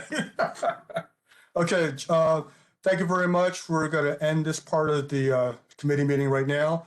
I appreciate all of you coming at once. I am so glad usually you have one bid at a time. To have all the bids here together was very educational, and we got a lot of input from all of you that we can definitely use in the next discussion that we're going to have right now in the committee. So thank you very much. You're welcome to stay if you wish. Okay. Going forward, okay, I'm going to start at the top of the agenda. Okay. I need approval of the agenda with the changes that were just made. May I have it? I did chair's priority. May I get a motion, please? Okay, Kate, second. Okay, Denise, is that a hand? I'll take your hand as a raise. Yes, excellent. Okay, all opposed? Any opposed? Okay, we'll take it. We'll take it as approval. Okay. Then we'll get a chance to look at the minutes from March. Okay, any changes? Okay, no changes. If there's any changes that you come across, by all means, please send them into the board office. Okay. With that, we're now looking at the committee discussion of the fiscal year 23, the SDNBR. Okay, the strategy. Okay, quite simply, okay, we just heard from all the bids. Okay, and the bids have basically told us what they actually need as far as the priorities. Okay, any discussion about that, please? Chair Flanoy, if it helps, I was relying a little bit on going back to reference the video to make sure we don't miss anything. But I'd be happy to share screen and just throw up a whiteboard for us to look at together if we're brainstorming. Sure. Well, have you put anything on the whiteboard yet, or are we going to do it? Just a couple of the top line things I was able to catch while running. Okay, let's see what you have. Yeah, let's see what you have, and people, you can committee members, you can jump in popcorn style. Yeah, feel free to just jump in. And I have it all in my notes as well, just so you guys see it all. I'll make sure we have it. Okay. Okay, so Really let's see not what a happens. complete list, but I just thought maybe it would be helpful to look at, have a visual to look at together. Okay. Okay, traffic enforcement, they're discussing that. Also, social services.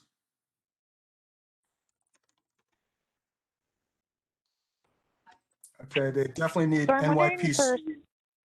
Hi, I'm sorry, it's Lindsay. For the social services piece, I'm wondering, I don't know if this already exists, but the DHS street teams have a hotline number, and I'm wondering if there's any advertising that's been done to make sure that our local businesses know that that's a resource that they could use.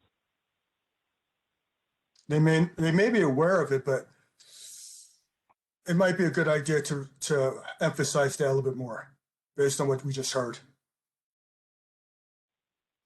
Okay, we have the sanitation. So I would flag though, Bill, that as of right now, those are not always available 24/7. So we would need to make sure that we're very specific about when those resources are available. Yes, most definitely, because it was mentioned that on off hours, you're looking at robberies occurring on storefronts. So that's definitely something that we have to look at. Because the streets are basically vacant now.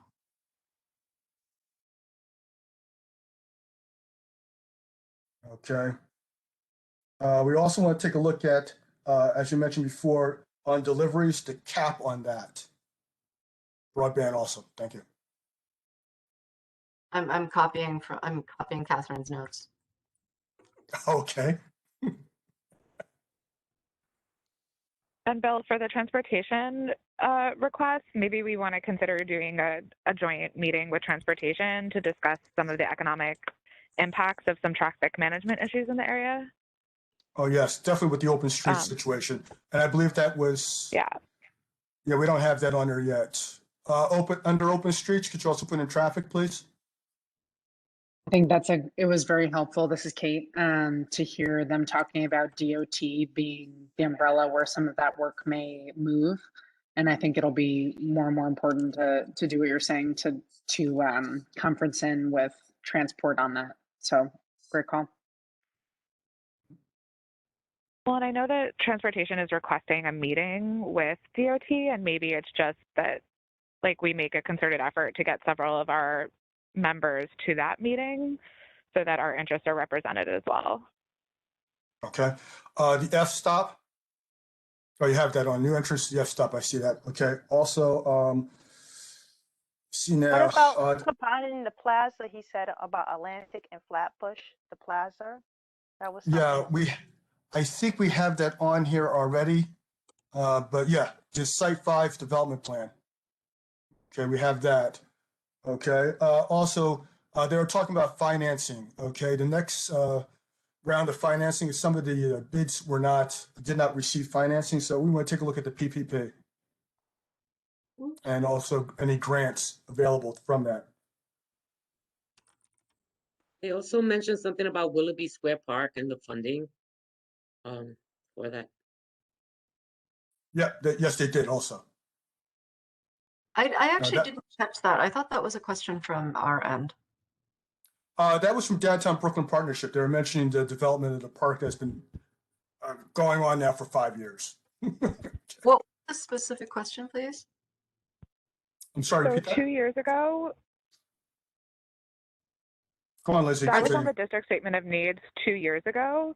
And I believe the response from EDC was that the program was funded. If it was partially funded, that's my mistake. And I don't want to speak at, like, I was trying to go back and find the paperwork on that, but it was definitely a budget request 2 years ago that EDC responded to. So I think we just need to go back and do our research. And then I think it behooves us to follow up with EDC on that, because it's something that we've requested, that the bids requested, and that since there's already economic development in the area that would really benefit and get that additional boost from the park being fully funded, I think that's a vital interest for us that we should consider for next year's statement of needs if it hasn't been fully funded. Okay. I think it's pretty clear too that the third column is probably going to be other CB2 committees to liaise with, because I'm seeing quite a few. There's quite a bit of crossover here with parks and transportation. And what about the vendors with the Yeah. ice cream truck, with the vendors? Food truck regulations, great, thank you. Yeah, So I I do want want to to review mention our too, regulations that we put out there before. We yeah, put you have that up regulations out top. there. With the Sorry. food vendor piece too, I think we want to keep our finger on the pulse on that because the city council food vendor legislation passed this year, and it's without the increased regulation that had been recommended by this committee and many of the bids. And so I think we want to maybe make a note that next year when we're talking to the bids again, we want to see how this year went before we do a knee-jerk reaction on a piece of legislation that like literally just passed, I think last month. So Oh, it did I pass. know it's a valid concern. It did, and it's an ongoing concern. But since this is a new piece of legislation, I think we have to see what the impact is before we start making additional recommendations again. Great. Okay. There's another piece of this too that we haven't really discussed, and that's the employment aspect. How can we look at things along the lines of helping individuals get back to work?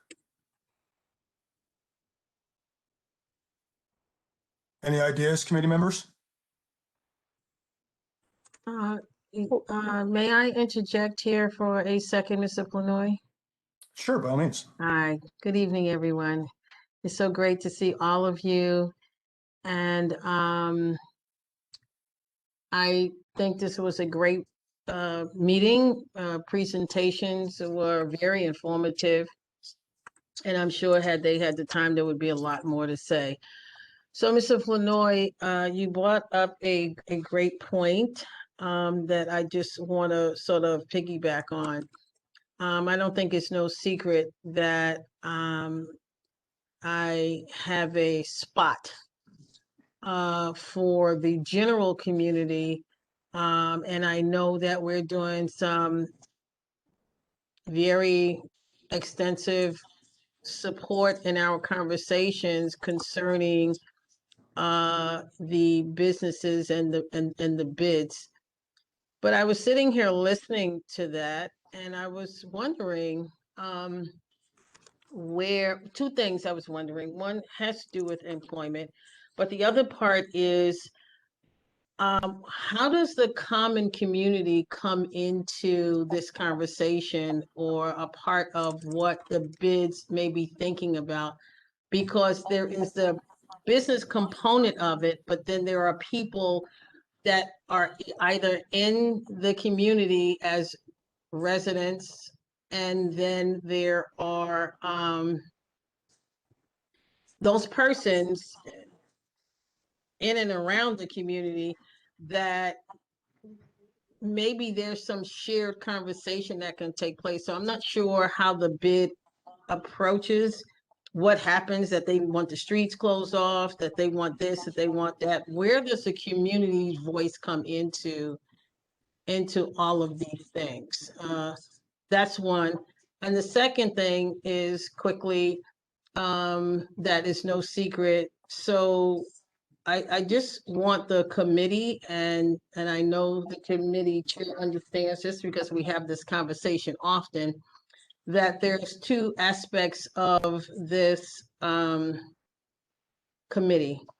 And so we have the business aspect, as we had all the presentations today, this evening, which were great. And then we have the other aspect of people living in the community that can't seem to be pulled up or given opportunities in some very persistent and consistent way. So I just wanted to make that statement because this is hopefully will be just as extensive for supporting people in community who are disenfranchised, disadvantaged. We continue to have all this economic development, and we still in the same place where we were 15 years ago as it relates to a number of opportunities. So I just want to just say that so the community, there's focus that needs to be extended on all sides of this committee and its goals, and And I'm looking forward to hearing how intense we're going to be about the conversation about the other part of what seems to be a sort of a bifurcated, 2-point committee and its level of intensity and excitement about what we are here to do.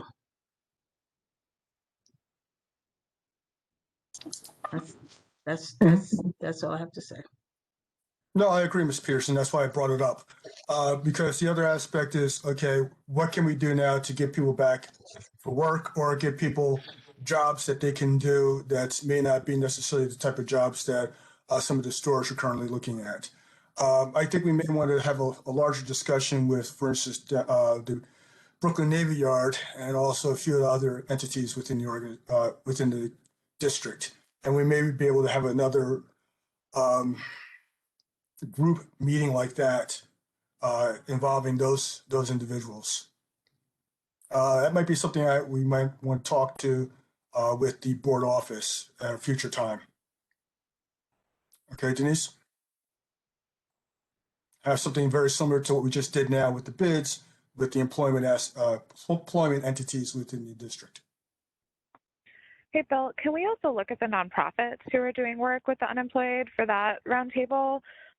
Some of the groups that we've met with in the past have been really helpful as they have their ear to the ground in terms of the resource gaps for working with under or unemployed individuals.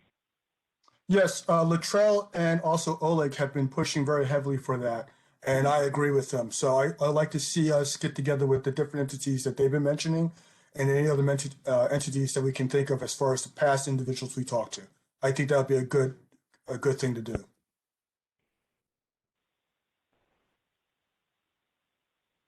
Okay, we're almost up to 8 o'clock. Is there anything else that anyone can suggest?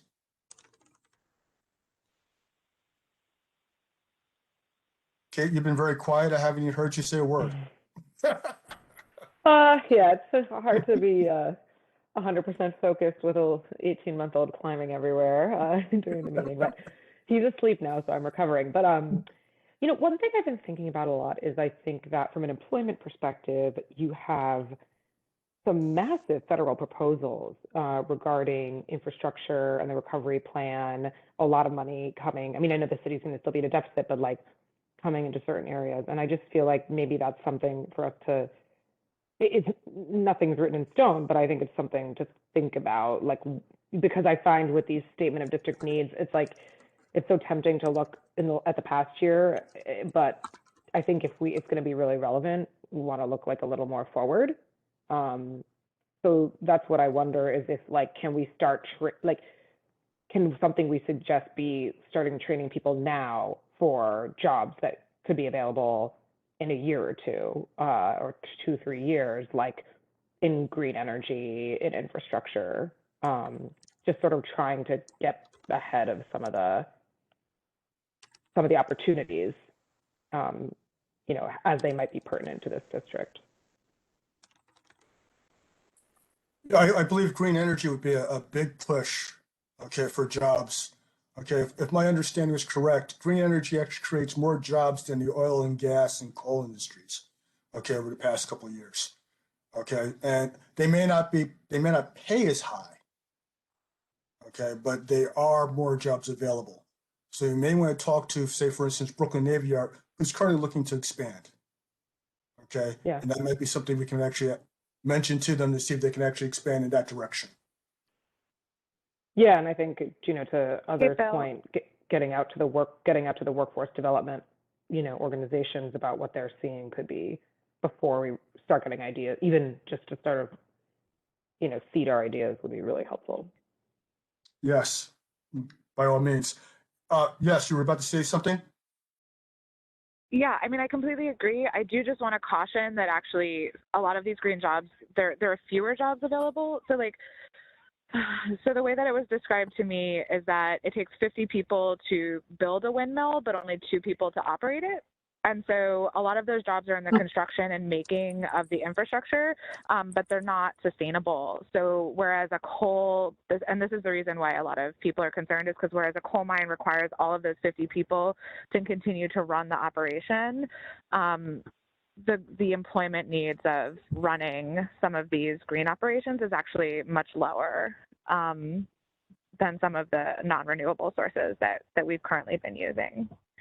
I think that's a really good point, but I think we have so much like to do just from the infrastructure building standpoint. I mean, we're talking about decades of that type of I don't work. want to, yeah, I think it's a great idea. I 100% agree. I just want to make sure that we're clear about not over-promising and under-delivering in terms of what some of the jobs that this could produce, because a lot of them won't be long-term. Yeah. Fair. And so thinking about the types of skills and that could be then translatable to other jobs and industries with that in mind, because the building piece of that infrastructure bill is 12 to 15 years of building the infrastructure, and then it's not going to need as many people to sustain it. So I don't want to be like long, like looking to the future and then be stuck with all of these people that we've, just thinking about the short, medium, and long-term future, I guess. No, by all means, Lindsay. I think Kate, myself, and you, and yourself also, we're all on the same page. Initially, there'll be a lot of jobs, but they'll trickle off after the actual building of the windmills and other green entities, whatever you want to call them, are actually done. But for the immediate future, there's a lot of growth there.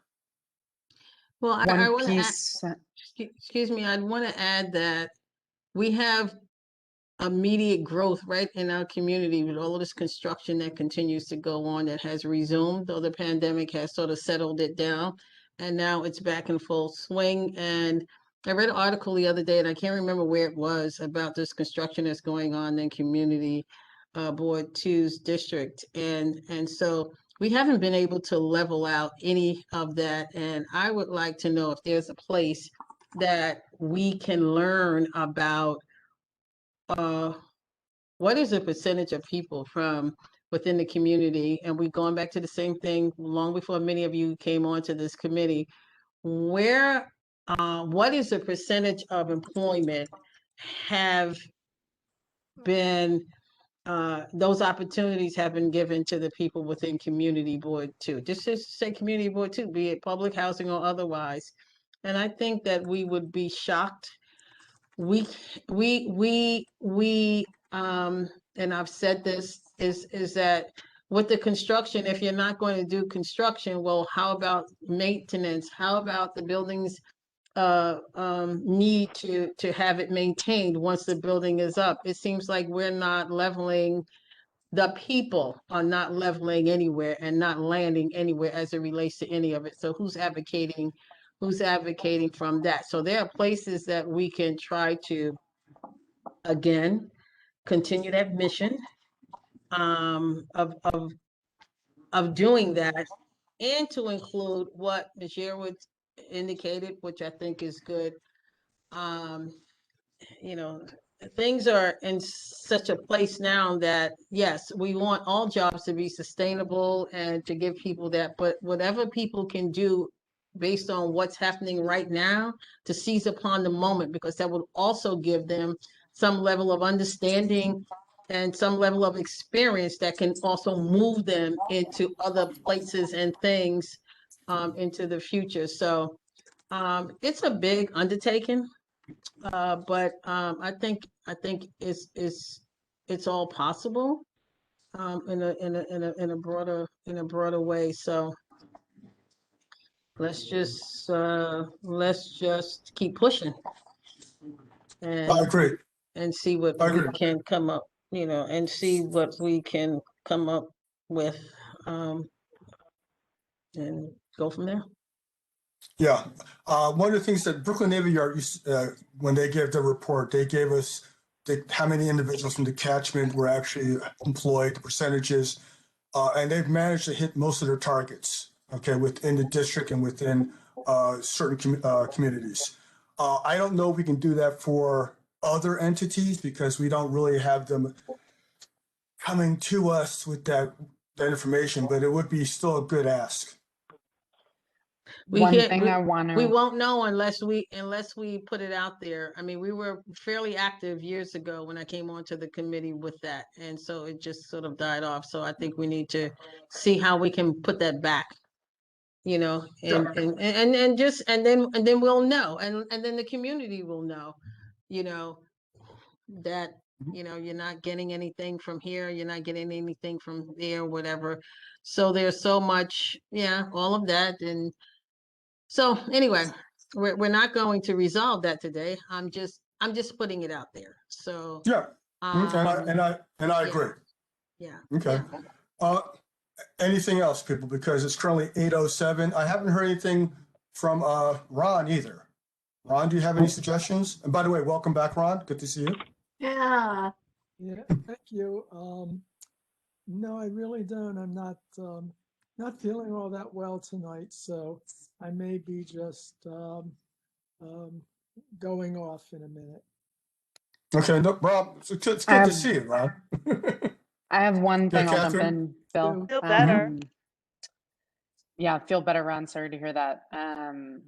I was just going to add, I know Taya just put something up there that Latrell had also, I think, maybe put a link in with, but just a couple hours ago, the City Cleanup Corps was just established, and they said they'd hire 10,000 workers. And I think when we're talking about something that's going to be this fiscal year, obviously this doesn't apply to the 2023 stuff we're talking about, but whatever we can do to get this out into the local community and into you know, all of our contacts, especially within public housing and within the areas that we're looking to get hired by these larger groups and efforts. So it looks like it's 15 an hour, and it's basically a citywide launch that they just put up today. So whoever we can kind of continue to amplify that with, I think we should get it out into CB2. Yes. Taya, if I remember correctly, I saw an email coming out today, okay, that listed all the events that are going on in the district. Did that come from you, or did it come from someplace else? It did. So on Fridays, actually, we send out district news and local resources, and you got it today because you didn't see it on Friday. That's our drip campaign working. So Okay. if you didn't see it on Friday, it goes out a few days later. Okay. Could something like that be included? Yeah, I mean, to that point, so we have click data on all of those newsletters. The Friday newsletters actually perform about twice as well as the committee meeting announcements. Sorry, guys. But specifically anything related to youth employment opportunities, local employment opportunities are always very popular. Please, like the BK02 general email box is the repository for all of those. And we really do read every single one. So if you see notices like that, please feel free to just send them right over, and they'll get vetted and included in a Friday email. Okay, perfect. Hey, Okay, Taya, so would it also, I'm assuming this will be in this Sorry. Friday's then. Yes, actually. Sorry, I Okay. heard somebody but didn't see who it was. it's Lindsay, well, one last time, I promise, Bill. I'm wondering if it might be appropriate also to do an appeal for input on the budget need statements and district community needs. Maybe we create a form for people to submit any requests for us to consider. Yeah, I think there's a huge opportunity to redo that whole process. Chair Flournoy and I have talked about this a little bit, and it's come up in other committees as well. Last year, you may not remember that we did a public hearing on that statement of district needs in September because nobody came. And that's not going to happen again this year. So we are developing a plan to make sure that there's community input ahead of that public hearing, that there is lots of community, to Denise's point, lots of folks literally voting just like you all did last year for the first time when you got to vote and prioritize your needs requests. We want to open that up and allow the public to participate in that process too, so that this September, when there's a public hearing, you know, we're turning people away for. That would be the dream. So just Denise to say that we hear you. We want lots more public input as well. I think also to that point, I did a lot of thinking about the formatting of how we're wording the requests, especially considering some of the responses that we got. And maybe, I don't know if it's more appropriate to have that conversation offline, but I have some thoughts in terms of how we can format the request to kind of make it harder to say things like they'll do their best to make sure it's accommodated within the current budget and things to that nature. Yep, that is also a good point. And they have not been, I think the agency responses have been pretty blunt. The most frequent feedback I've seen going back as I review the responses over the last few years, that the responses are not specific enough or that somebody is already working on it. So one of the reasons that I think it's so important to have that collaborators column on that worksheet we were just looking at together, I think the requests are going to be a lot stronger if this committee collaborates with other committees, right? So for all of the places where you overlap with transportation and public safety, you should craft those specific requests with the TNPS committee because they have different and sort of supplementary expertise to yours. And same with the requests that overlap with Hess and Parks. I'm just wondering how we could coordinate that. Okay, we may have to actually sit in the meetings. You might have to. Yes, okay. Thank you for giving me some extra work. Bill, we had also discussed, though, instead of doing it that way, that there might be a way where somebody from each committee is elected to like a coordinating body where it's like a working group that's working on the statement of needs and budget requests rather than everybody having to do like go, because I can't imagine that they're doing the work in one meeting either. They're doing it like we're doing it across many meetings. And so if there was a working group with one person from each committee, it might be more effective use of everyone's time. Well, actually, Lindsay, I would say that is the executive committee, because the executive committee is the chairs and the vice chairs and the co-chairs of all the committees.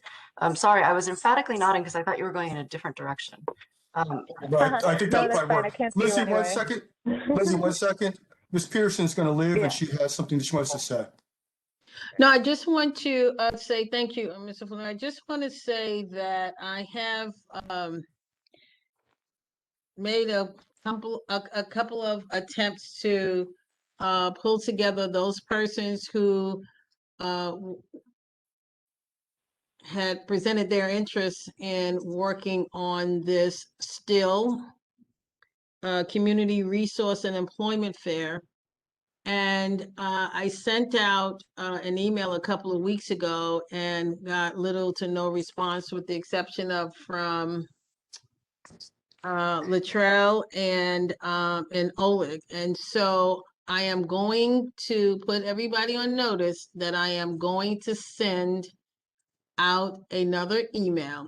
And I hope that you will read it promptly and respond to the email as to a date and time where we can resume conversation about this community resource and employment fair.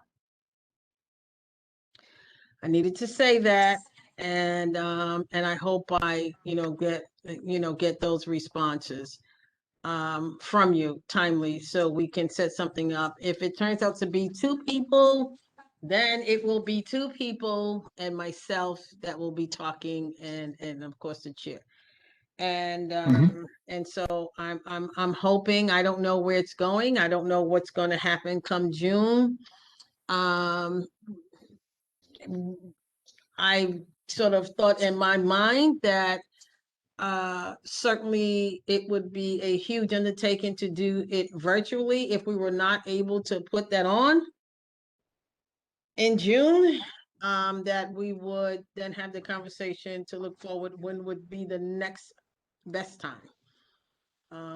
Though we seem to be turning a corner a little bit with the pandemic stuff, but I'm still not sure that people will be ready to, have some indoor open, even an open indoor space. So we'll see. But in order for us to undertake that, then we need to get started with the conversation like yesterday. So I thank you all, and you know who you are. if you're not able to, and you know, some months ago said that you were interested, I'm sure everybody's interested, but you know, you have to kind of deal with your timing as to what it all means. So I thank you for listening to that comment.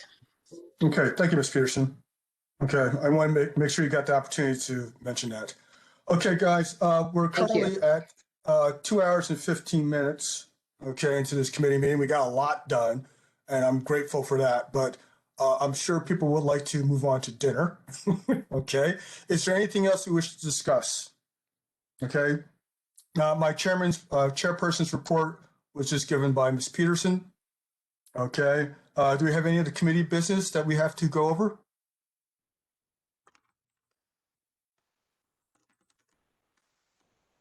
Okay, hearing none. Okay, this now opens up for community forum. Okay, does anyone want to speak in the community forum?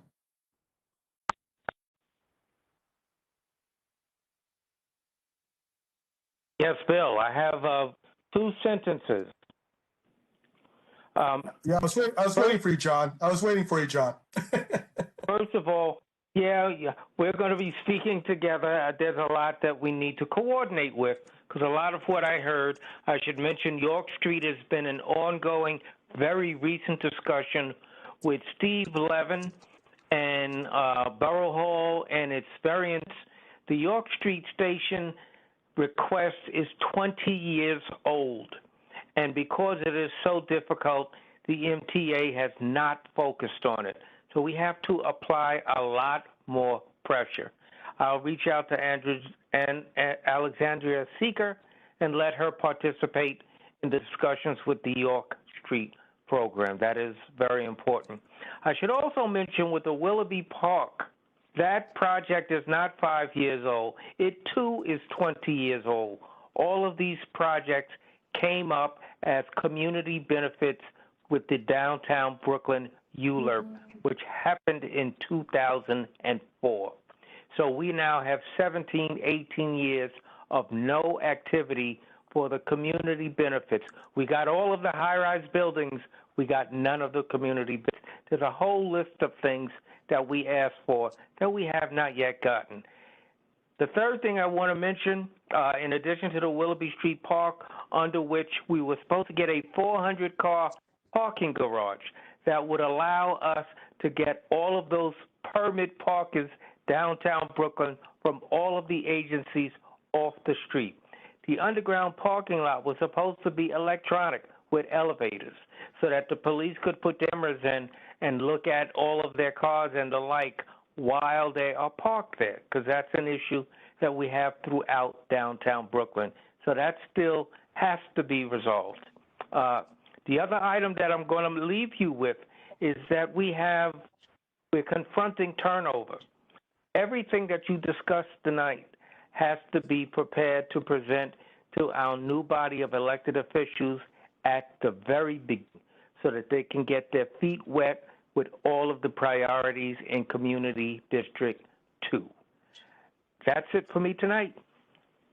Thank you, John. As a matter of fact, that was going to be the next item that I was going to mention before we leave.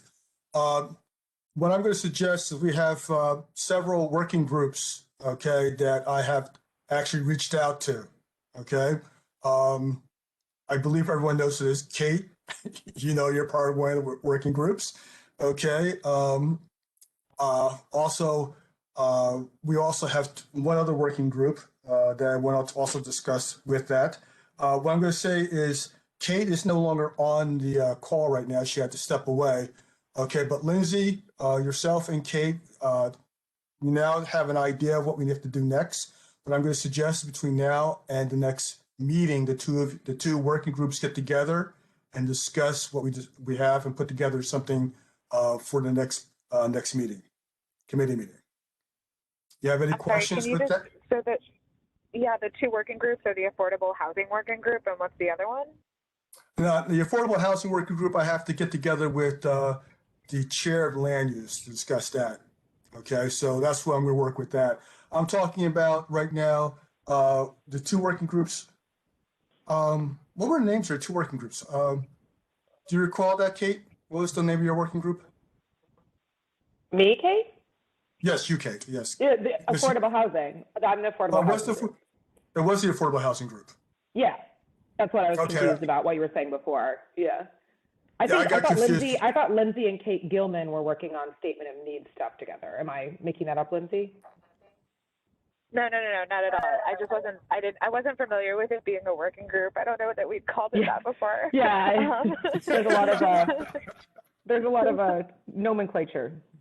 Yes, thank you. Appreciate that, Ms. Yearwood.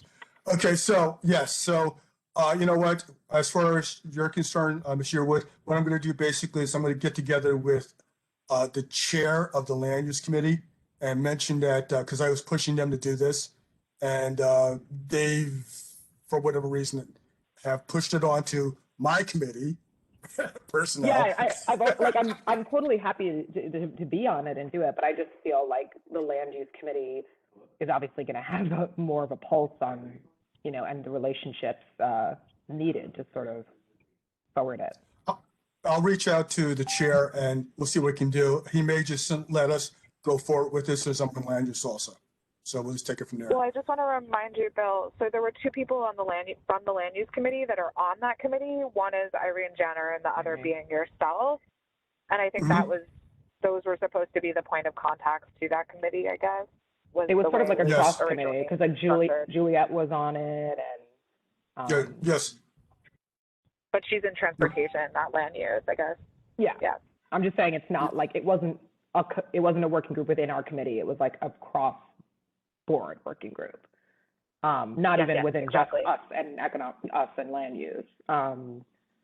So I think I also think the question, or one of the main questions for that committee or working group, is that, like people just said, with the transition to a new administration, I do think it's an opportune time to sort of coordinate with outside groups who I'm sure will be putting, advocacy groups who will be putting priorities together and sort of start getting an idea of what the experts will be advocating for in this space, and then figuring out how we can amplify what we agree with, I guess. Yes, well, I believe Congress right now is actually looking at this piece also, which would be very, timely, okay, because they're also talking about affordable housing, which is reasonable affordable housing. So if Congress actually passed something to put aside funds for affordable housing, and we can also get our individuals, our new electeds to also take a focus on that with those two powers, and also with partners within our district or within the borough also getting behind it, I think that would be a strong push to actually get something done.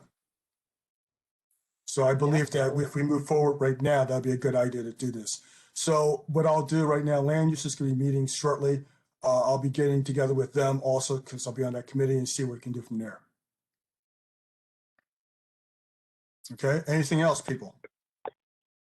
Bill, to answer your question about the statement of needs next step, so Kate's working on the response from what we got from the agencies. And if you want, I can start taking, taking a look at what we'll submit for next year. Yeah, what I'm going to suggest is you not worry about this year, but we'll start working on next year. Okay? Lizzie? Absolutely. Okay, is there a date for the public hearing yet? I would assume it's going to be in September. Okay. Okay. So if the two of you get together for that, before we hit summer recess, I think that'd be a good move.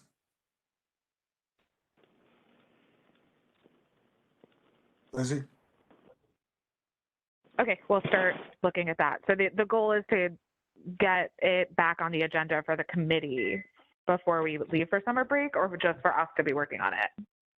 I believe it's getting something in front of the committee, right? Something in front of the committee before the summer recess so that we could approve it and then move it forward. So can we to make the executive, June? To the executive, June, that's fine. Because this has to go in front of the executive committee. Right. Well, you're saying no, Taya? No, the The process isn't changing that drastically, but the committee can come up with its own requests between now and the public hearing in September. October is when everything gets put together into one unified district document. Okay, so we have a little time. I still like to have something before September. Yeah, the reason that Carol Ann and I are both suggesting that the committee's start thinking about this now is because we've already received the responses from last year. So we have between that point and September to really make your new requests stronger. So you should prioritize them now. We can do research on them in the summer and then put them to the public in September, and then they'll be included in the full district document in October. Okay, that sounds workable. Did you get that, Lizzie? I did. So we'll Okay. Kate and I will meet and we'll get back to you. Okay, perfect. Thank you. Okay, with that, okay, I don't believe there's anyone from the community still here. Community forum. Okay, there's Eileen E. No? Okay. With that, I'll accept the motion to adjourn. So moved. Okay, Ron, thank you. Okay. With that, Ron, you made it all the way through. Thank you. Okay. That was an awesome meeting, guys. Thank you very much. Okay, we got a lot done. I didn't think I would make it.